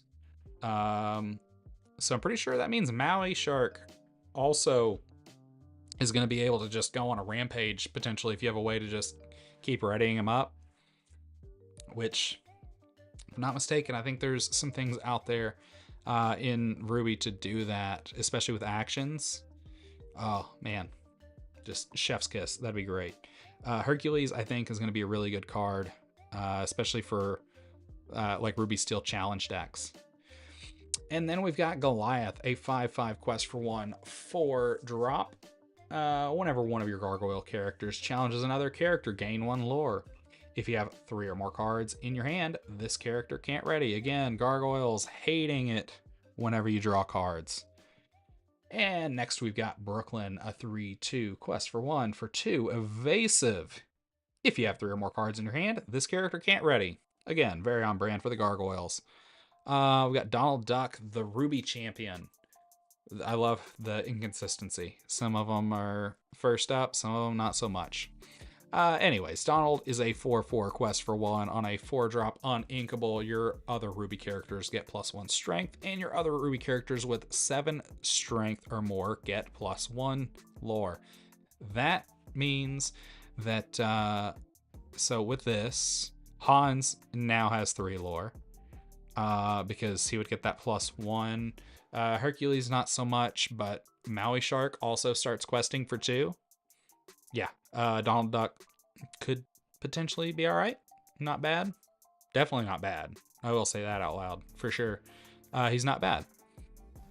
And then we got Elisa Meza. Probably said that wrong, but I'm just gonna keep going with it. She's a 4/3 quest for 1, 3-drop uninkable while you have 2 or more other characters in play with 5 strength or more. This character gets +2 lore. So that can also be really good, especially if you've got this guy. I mean, there's a lot of stuff in red that's going to be 5 strength or more. So Elisa Meza, I don't think it'd be very hard to get her to quest for 3. And she's also a hero, so she also synergizes with Hercules.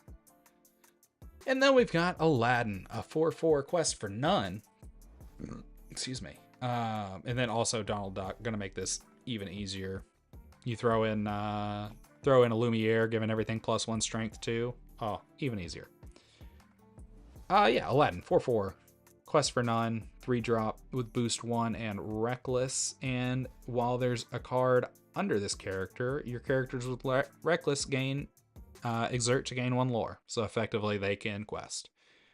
And then we've got Lady Tremaine. She's a 5/4 quest for 2, 5-drop uninkable with boost 2. Whenever this character quests, if you put a card under her this turn, you may play an action with cost 5 or less from your discard for free. Then put that action card on the bottom of your deck instead of into your discard. Lady Tremaine, excellent card. Lady Tremaine and Maui Shark are gonna go so hard. Ooh, I mean, I hate that, like, she's a boost 2 and you have to have put the card under her that turn, but that's all right. It's all right. I think she's still gonna be. Maybe I'm gonna back off of that a little bit. She's not gonna be excellent, but she's very good. I think as far as like synergy with Maui Shark. And then we've got our second legendary in Ruby. We've got the Headless Horseman. It's a 4/2 quest for 2 on a 5-drop uninkable. Whenever you play this character, banish chosen opposing character with strength 2 or less during your turn. Whenever an opposing character is banished, each of your characters gets +1 strength this turn. So this is just what the Madame Medusa. A reprint of Madame Medusa, more or less, with, you know, a different stat line and an extra ability. I'm not mad at that. I miss Madame Medusa.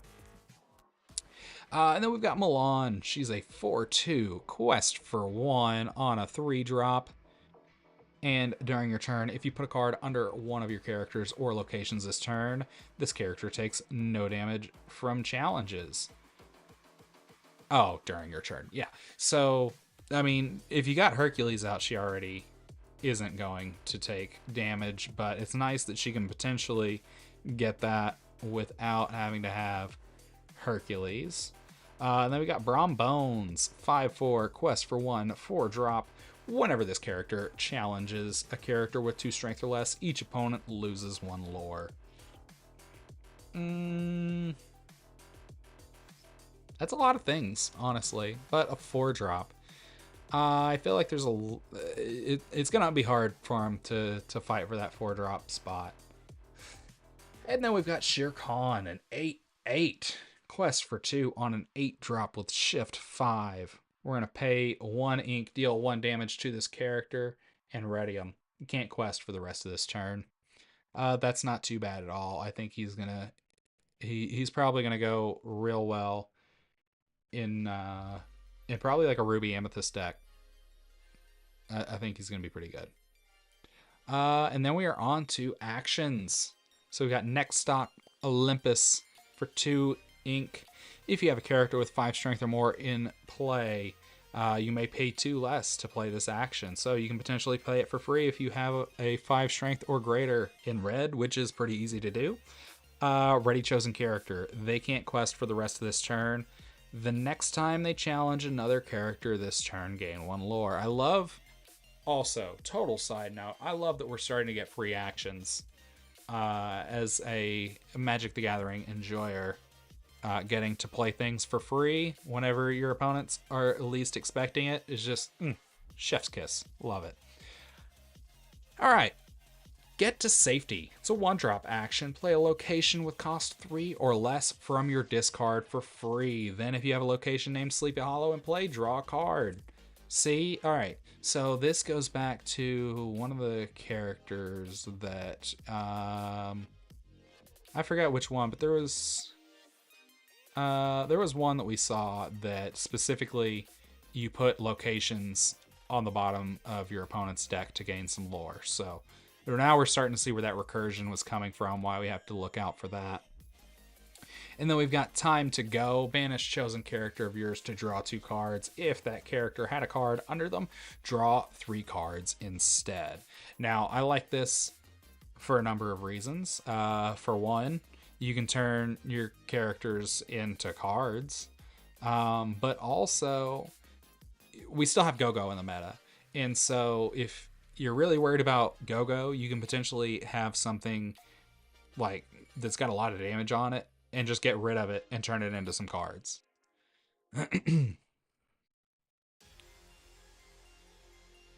Oh, yeah, you're good, Lucanolo. Yeah, I didn't know if you were in here or not whenever we saw the Webby shift. But yeah, we did take a look at that one, and I called it out whenever we got to it. But yeah, Time to Go, I think could be really good. I personally, I would love to have this in either like blue or purple. It's pretty slick. Yeah, it absolutely is. It's crazy getting ramp in green too, which I mean, I guess we've seen it before with Hey Hey. There was, which I think that Hey Hey got reprinted. I don't remember for sure, but I know there is one Hey Hey that like whenever you play him, if your opponent has more ink than you, he ramps you, and it's kind of the same thing there. And then we've got Ghostly Tale. Exert all opposing characters with 2 strength or less for 4 ink. That's less good. I think that's less good. Yeah, that's what I thought, Lorcanolo. I thought it got reprinted, but I couldn't remember. Speaking of reprints, here we are with Dragonfire. For, you know, it's Dragonfire. It's 5 ink, get rid of something. Mushu's Rockets. We've also got that for 1 ink. Whenever you play this item, chosen character gains Rush this turn. And then for 2 ink, banish it, chosen character gains Rush. Okay, so you get it. Essentially, you can get 2 triggers off of it. You can get it once whenever you play it, and then 2 whenever you banish it. Yeah, that new art is slick for Dragonfire. I do like that. I think it really goes well with the map. So Mushu's Rocket. I I like this. I think this could be a good piece for bringing back red blue items potentially, because you can play this on turn 1, banish it to play Bell, and then you can use Tamatoa later to return it to hand to actually get some use out of it. Or, you can actually use it the first time. Whatever tickles your fancy. And then we've got the Bitterwood for our first location. It's a 4-drop, 7 willpower, 1 lore, 2 to move. Once during your turn, whenever you move a character with 5 strength or more here, you may draw a card. That's pretty good. Sleepy Hollow. This is the one that we're looking for to potentially return to draw a card. It is a 3-drop with 6 willpower, 1 to move. Whenever a character quests while here, you may banish this location to gain 2 lore and give them evasive until the start of your next turn. That is wild.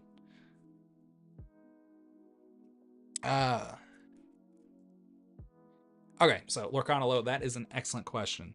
So, items that have the pay to do a thing are not the same as actions. So, that is an activated ability.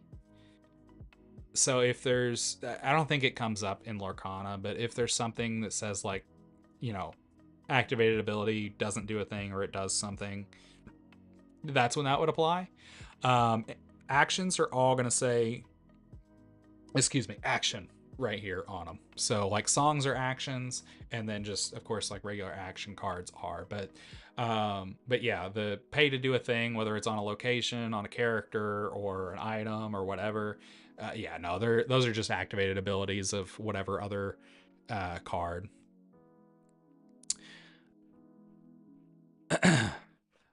Yeah, Gifted. I feel like locations are going to make a comeback as well. I think we're definitely going to see that. I do like that the Sleepy Hollow is one that you're going to want to keep replaying, though. I think that's really cool.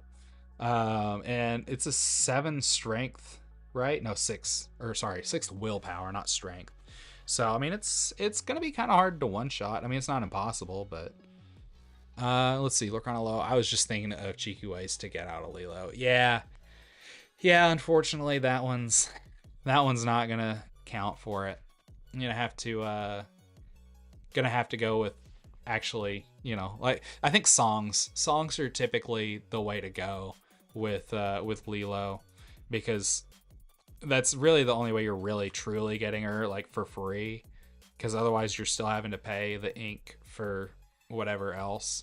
I mean, granted, sometimes if you've got like a Maui Shark out and you've got like Visions of the Future into another Visions is always good, or Develop Your Brain or whatever, that can still be pretty easy, but but yeah, I think that songs are typically the way to go, just because you can sing them. Lorcana, the David Xantos, where was that one? I know. Yeah, this one, let's see. So during your turn, whenever one of your characters is banished, draw a card. Yeah, I think that one's going to be really good in like a Ruby Steel challenge deck. I think that one will be good. Yeah, it is real. It's a real one. It's out there. It's something you're going to be able to play very soon. All right. So, with that being said, and I'm gonna be wrapping up stream somewhat early tonight, so I think now, because I know some of you guys have requested it, I think we're gonna call it on looking over the cards for tonight, and we'll look at the Sapphire and Steel on Wednesday. But I think now would be a good time, just so that we can get a lesson in under our belts. We can go to little learn to play segment for tonight. So if you guys have any questions, let me know. Early, aka not 3 hours from now. Yeah. uh yeah, I don't know if you were in here earlier or not, but I kind of tweaked my back last week, and now sitting like this for extended periods makes me hurt so much worse. I've got a doctor's appointment this week, so hopefully I can get it figured out. I thought it was just like something that would go away like overnight, and it didn't. Um, and so yeah, now I'm hurting quite a bit just like sitting here, just doing nothing. I hate to feel this old this young, but you know, it is what it is, I guess. All right, so first of all, what questions do we have? Because that I know, Gifted, that you were saying that you have questions about like singing and shift. Um, and this goes for anybody, not just Gifted. Anybody newer to the game. I know Lorcana Low, you were asking some questions. It sounds like you might have maybe some questions. Um, so I want to start with those because to really get a feel for, like where everybody's at with learning the game and locations. Locations. Do I have any locations handy? I don't think I do. But that being said, I can come up with some really quick. So let me do that. Should have some in this box, I believe. Whoop. Just making a mess, don't mind me.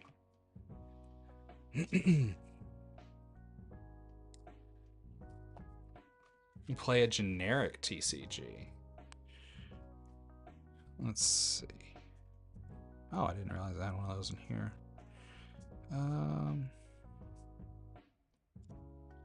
Aha, okay. So here's the location. We'll get out an item. So let's see, we got a character, we got songs, a location, item, and we need a shift target. Or, well, we have a shift target. We need a shift body, which I've got over here in this stack of cards. Gotta be a hidden cove somewhere. Yeah, they're everywhere. Alright, so this little random pile of cards that we've got here, does that cover everything? I guess I do need like a regular action, so we'll throw a sail in there. Alright. So, you know what? I feel like a good place for us to start is probably the basic card types, right? So, in Lorcana, we've got just like five main types of cards, right? So you've got your characters, actions, which songs are also actions. A little confusing, but we'll get there. Then we've got our locations and our items. So characters are the most simple, easiest to understand, in my opinion, cards out there. They are just they're just a character. They're going to be the primary way that you interact with the game. So these are going to be what you're using to challenge other characters to try and like remove things from your opponent's board, as well as questing to try and get to the ultimate win con of reaching 20 lore. They also are the only way to effectively play your song cards for free. Yeah, I mean there's a lot that you can do with them, but on their base level, characters are all that you really need to play a basic game of Lorcana. You can play Lorcana without anything else as long as you have characters, right? Everything else just spices it up, makes it a little bit more fun. Actions, they're going to be something you have to pay for, like you do with a character. But they're going to do their one thing and they're done. So I know that Gifted was specifically asking about singing earlier. So Gifted, what is it specifically that confuses you about, or not necessarily confuses you, but like what questions do you have regarding song cards?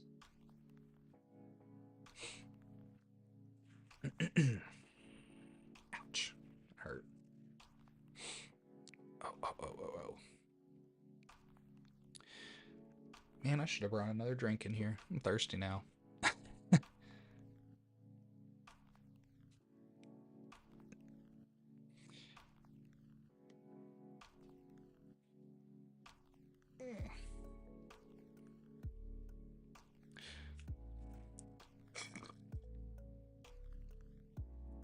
I tell you what. Oh, let's see. So you can play them with ink or with characters. Yes. So that is the best part about song cards. So let's say that, this is my ink, right? And for whatever reason, I've played my Elsa out the last turn, and she's ready, she's dry, she can do things, right? And then I paid 5 to like play a Sail, play a Chromacon, and play Merlin's Cottage, but I can't ink anything else. Then if I still want to play my song card, like my Strength of a Raging Fire, I can still play it by having Elsa sing it. So she can sing the song kind of the same way, like I think I kind of think of it as like how do I think about it? Trying to put it to words is a lot harder than I thought, actually. I guess, yeah, since it is a song character, as long as, or a song and characters like in the movies, they sing the songs, right? So as long as their cost is higher than or equal to the cost of the song, they have the ability to sing whatever song that is. I don't know if that helps clear things up or not. But whenever they're talking about singer for or whatever that means, so let's see if I have any singers hanging out here. I don't think I actually do, but I'm gonna look and see if I have one in particular. I really wish that I had the 3-drop Ariel from the first chapter on hand, but it's in my collection somewhere. So I'm gonna have to see if I can find. I know that. Let's see. Nope, that's a different Ariel. I know that there are some singers that were printed in this set, so it shouldn't be too long. Okay, here we go. So here's the singer. So, what the singer keyword means. All right. So you see this Tiana is a 4-drop. So without that keyword, she can only sing songs that are up to 4 ink in their cost. So like Strength of a Raging Fire is a 3-cost song. So she'd be able to sing it because it's less than 4. Less than or equal to 4. But if she wanted to sing like I've got one in here. Second Star to the Right. So Second Star to the Right is a 10-cost song. She couldn't sing that because this cost is higher than her regular cost. What the singer keyword does is it increases the cost of songs that they can sing. So even though she's just a 4 cost character, since she has Singer 6, I really wish this would focus better, but it's really autofocus on this is not great. She's a Singer 6. So what that means is that she can sing 6 cost songs on her own. So like the biggest 6 cost songs out there right now are Hands Held High and A Pirate's Life. And like those, they are to where they can sing together, but assuming that they didn't, she would be able to, and she can sing those on her own. So that's why singing is such a big thing. Like we haven't seen it as much with rotation because a lot of the big songs got rotated out.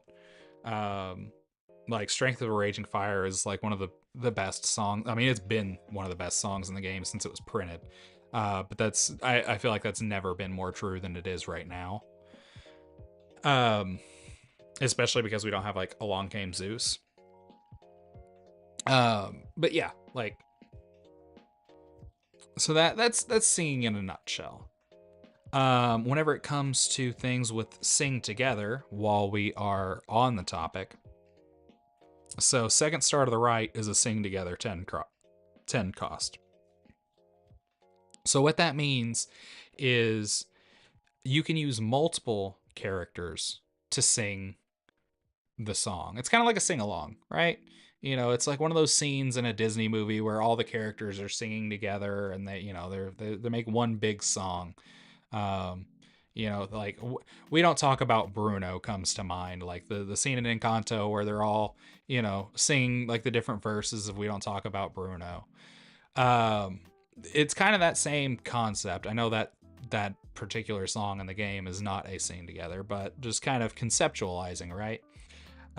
Whenever you've got one of these cards like Second Star to the Right, you can use multiple character cards to make up that cost.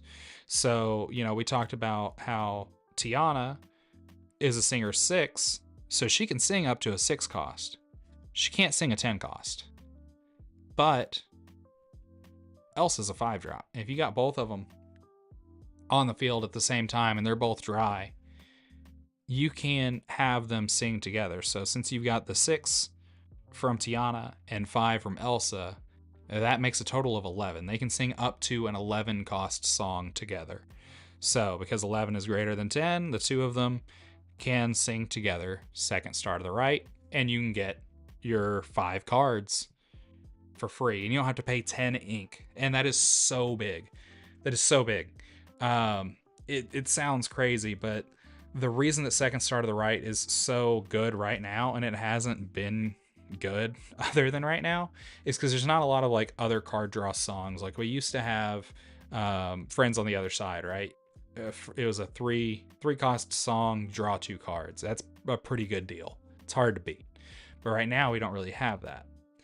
And Second Star to the Right, paying 10 ink to draw 3 cards or to draw 5 cards is not good. It's bad. That's real bad, actually. Like you never want to pay straight up 10 to draw 3 cards. And I don't really know exactly how to explain that part of it conceptually right now. It's just kind of, I think like judging what's good and what's not to pay for things is something you just kind of learn over time. But that's neither here nor there. But like if you can draw these 5 cards and still have ink to play them, that's huge. Because that makes it to where you can do so much more in a turn by not having to pay to do other actions. So that's why singing just as a whole is so good. Is just being able to do more things on your turn with less ink. And of course, the more characters that you have on board and the more songs that you have available, the more that you can do in a turn. And that's why Steel Song has been so good, of course, up until rotation, because you have a lot of songs, you have a lot of characters that can sing the songs, and a lot of what it was doing was singing songs to keep your opponent's board clear and to just take total control of the game. And so that's why it was so good, is because it could sing to draw cards, it could sing to remove characters, it could sing to do basically everything other than gain lore. I mean, you still had to quest for lore, but at a certain point, whenever you've got this huge board, because you've been singing songs to like remove everything from your opponent's board so you're not taking any damage to your characters, and you're drawing a bunch of cards with all this ink still open, and you can play out a bunch of characters, and you can essentially in a couple of turns be like, all right, well, I'm just going to quest out with everything, and you're done, and that's it. You've won the game. So it's very powerful. It's a very powerful mechanic. I hope I didn't just make that more confusing. You're gonna have to let me know, guys. Did that make any sense, or was I just rambling into the void? I know I have a tendency to just I just talk whenever I should stop. So sometimes that's really good for streaming, and sometimes not so much. All right, awesome. So you get that. All right, so now that we have talked about songs, I guess the next thing we can do then is shift. So, do you have any specific questions about how shift works, Gifted? Because I know some people, like, they understand like how you can shift things, but they're not really sure about like how the drying works with them and that sort of stuff.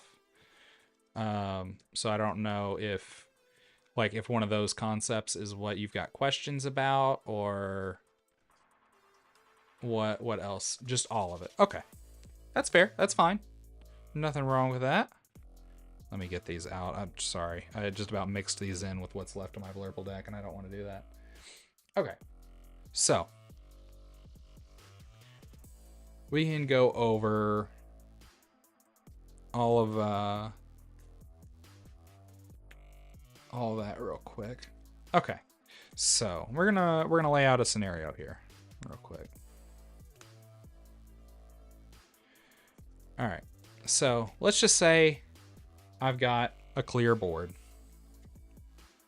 just for the sake of example, right? Hey, that honestly, Gifted, that's it's just a little extra challenge. It's fine. Look, if you can learn how to play Lorcana when you're drunk, you can you can be really good at it whenever you're sober. That's one of my favorite things on Friday nights, is just having a couple drinks and playing some Magic with my friends. All right. So, for the sake of example, we are just going to say that this is my turn 5. I've got no characters on board, and I'm gonna pay my 5 ink for my Elsa. Then we come around to my next turn, and my opponent's got this great big old board. I ink another card for turn. So characters that have the shift ability, right? So you've got your normal cost that is up here in the corner. So for this Elsa in particular, she is an 8-drop with, it's super blurry, I'm so sorry, shift 6. So the way that the shift mechanic works in general, and I should preface this by saying you can shift onto regardless of whether they are dry or not. It doesn't have to be a dry character. Most of the time it makes more sense for them to be dry, but sometimes you can get value without them being dry. But you can play a character with shift by paying its shift cost instead of whatever this is on top of a card that's already on the field. So, these are both an Elsa. And because this one's already on the field, again, doesn't matter whether it's dry or not. You can pay 6 to play this Elsa on top of the other instead of paying 8 to play it in general. Now, the other really cool thing about Shift is that all of the statuses from the card that was already in play transfer to the card that you just shifted on top of it. So what that means is if the card that you shifted onto is dry, then the card that you just played shifted is also dry. So that means the same turn that you played this card, you can quest with it, you can challenge with it, you can sing with it, you can do anything that you can do with a dry character. Another thing that you can do, and this is a little bit more an advanced thing that a lot of people don't think about whenever they first pick up the game, but you can shift on top of a shift character. So, and this is one thing I've done a lot in especially with Elsa. I get a lot of negative responses for it, but oops, I'm making a mess. But yeah, I have shifted this big Elsa on another big Elsa to take advantage of her effect that whenever you play her, you exert 2 chosen opposing character, or up to 2 opposing characters, and they don't ready at the start of the next turn. So I might not have 8 ink to play this the next turn, but if I still have 6, I can shift it again and keep doing it. So does the card underneath stop being usable?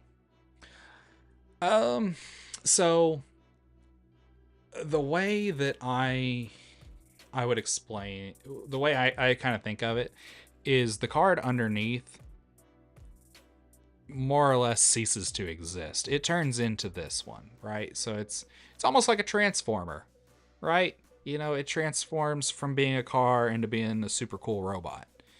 It's still a car, but it's also a super cool robot. But like if this Elsa is banished for any reason, both of these are going to go into your discard pile. Or if somebody plays an Into the Unknown onto it, and it's an effect where, you know, a chosen character goes into the Inkwell, both of these cards will go into the Inkwell. So they are kind of one in the same. I wouldn't necessarily say that it stops being usable, but as long as they are on the board, they're effectively the same card. Does that make any sense? If you have any questions, you can just let me know, and I am more than happy to explain further, or maybe try and see if I can find better words.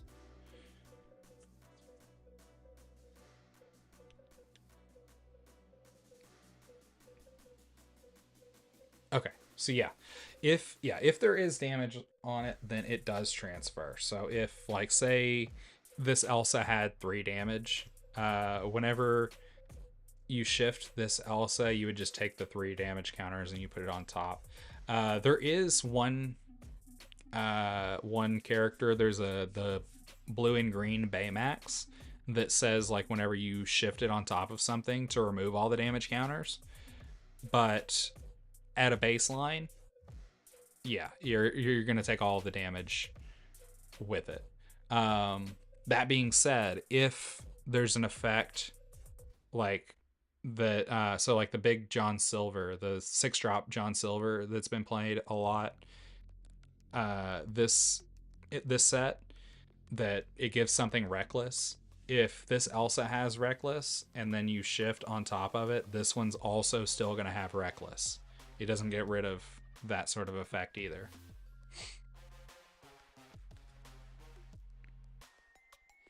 So yeah, all the status effects are going to transfer, as well as, you know, damage and that sort of thing.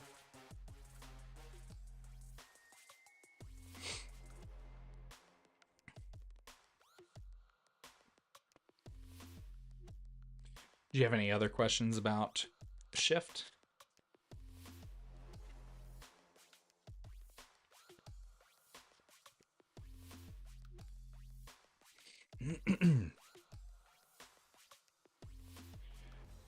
So what is the main advantage of shifting? So the main advantage to shifting,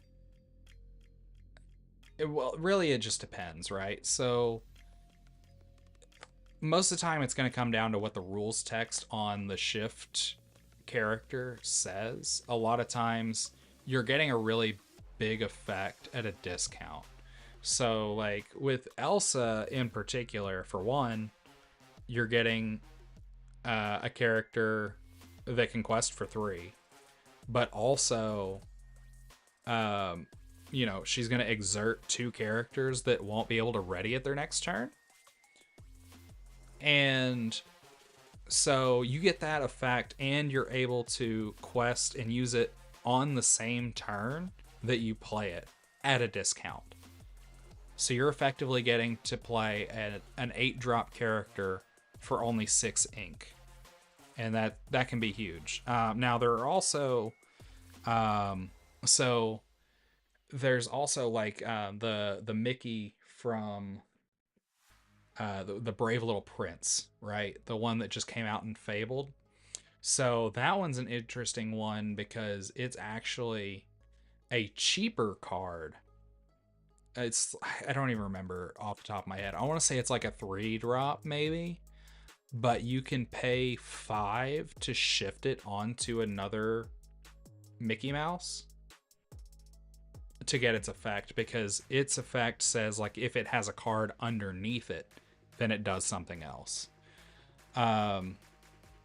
So yeah, it's mostly going to come down to the text on the card as to what the primary advantage is. But at a base level, most of the time you're just getting to play a more powerful card at a cheaper rate, and then also be able to, you know, quest with it on the same turn that you play it. So that's kind of the main draw to it. But everything else is going to come down to the rules text that's actually printed on the card. That'll be the main things. That feels like a Lorcana exam essay question. Yeah. You're not wrong. It is kind of like an essay question. Did that make sense though? Did that kind of help kind of rationalize why you would want to shift something versus just paying its cost, or, you know, its regular cost? All right, that's all the shift questions. All right.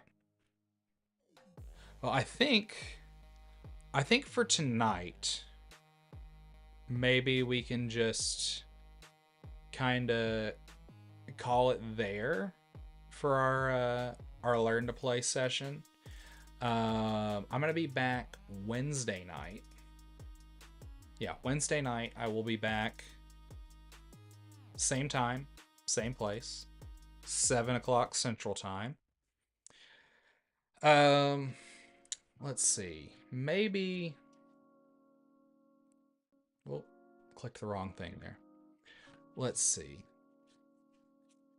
Trying to think of what we could possibly do, because I feel like I should have prepared better for our little Learn to Play session. I don't want to necessarily overload you with information, because I know that I can do that. I do that a lot. I actually, that's a big part of the reason I was never any good at sales, is because they'd ask me to like explain a product to somebody and I would tell them everything about a product, and most people just don't want all of that information. I have a tendency to just like trying to drink water out of a fire hydrant. It's a lot of information, so I don't want to overwhelm you, and I need to keep myself in check for that. Um, so maybe we can come up with something in the Discord to try and figure out a better way to handle the learn to play session later this week, or maybe we can do it next week.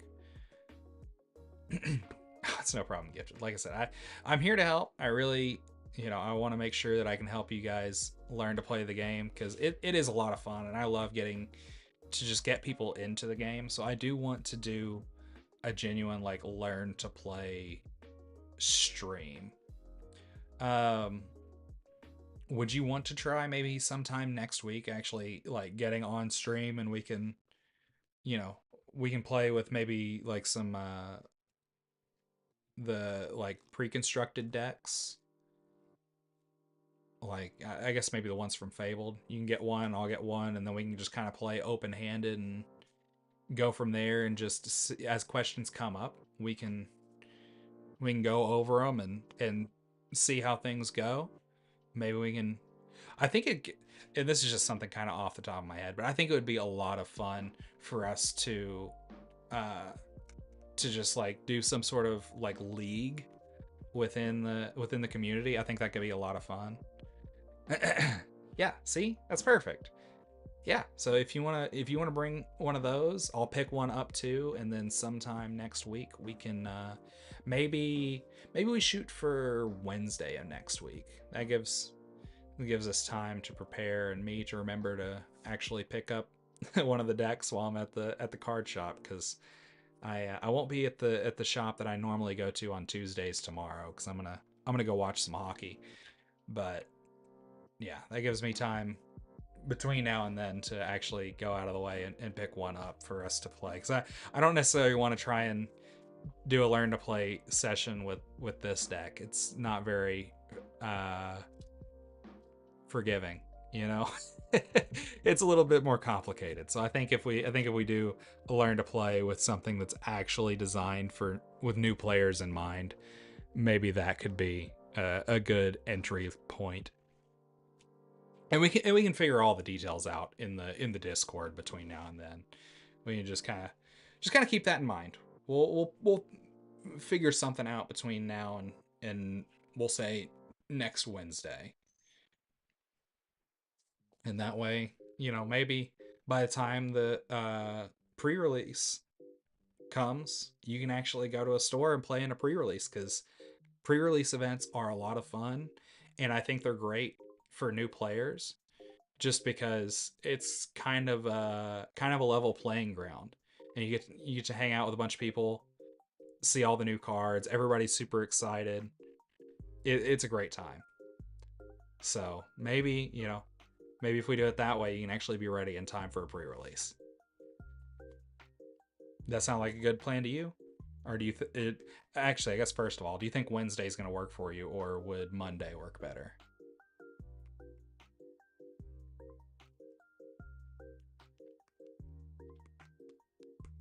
Because like I said, I want to make sure that you're actually going to work, the schedule works for you too, because it doesn't do any good to try and schedule something if it won't work. All right, so we'll play on Wednesday. If something changes, just let me know. Hit me on the Discord, and we'll figure something else out. But one way or another, we'll get a session in.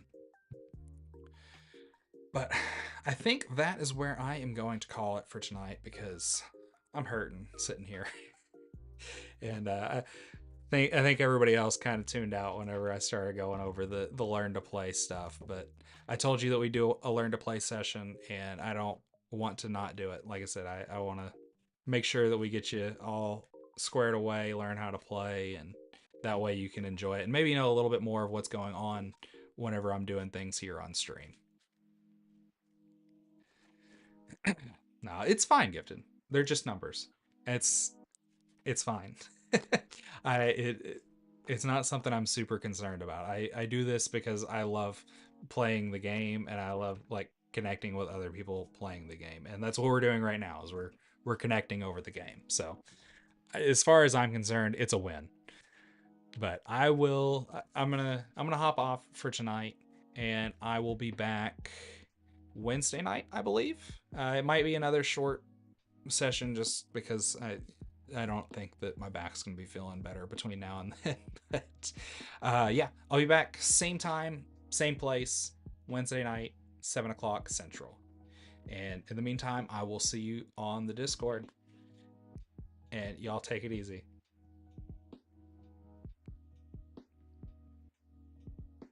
You have a good night too.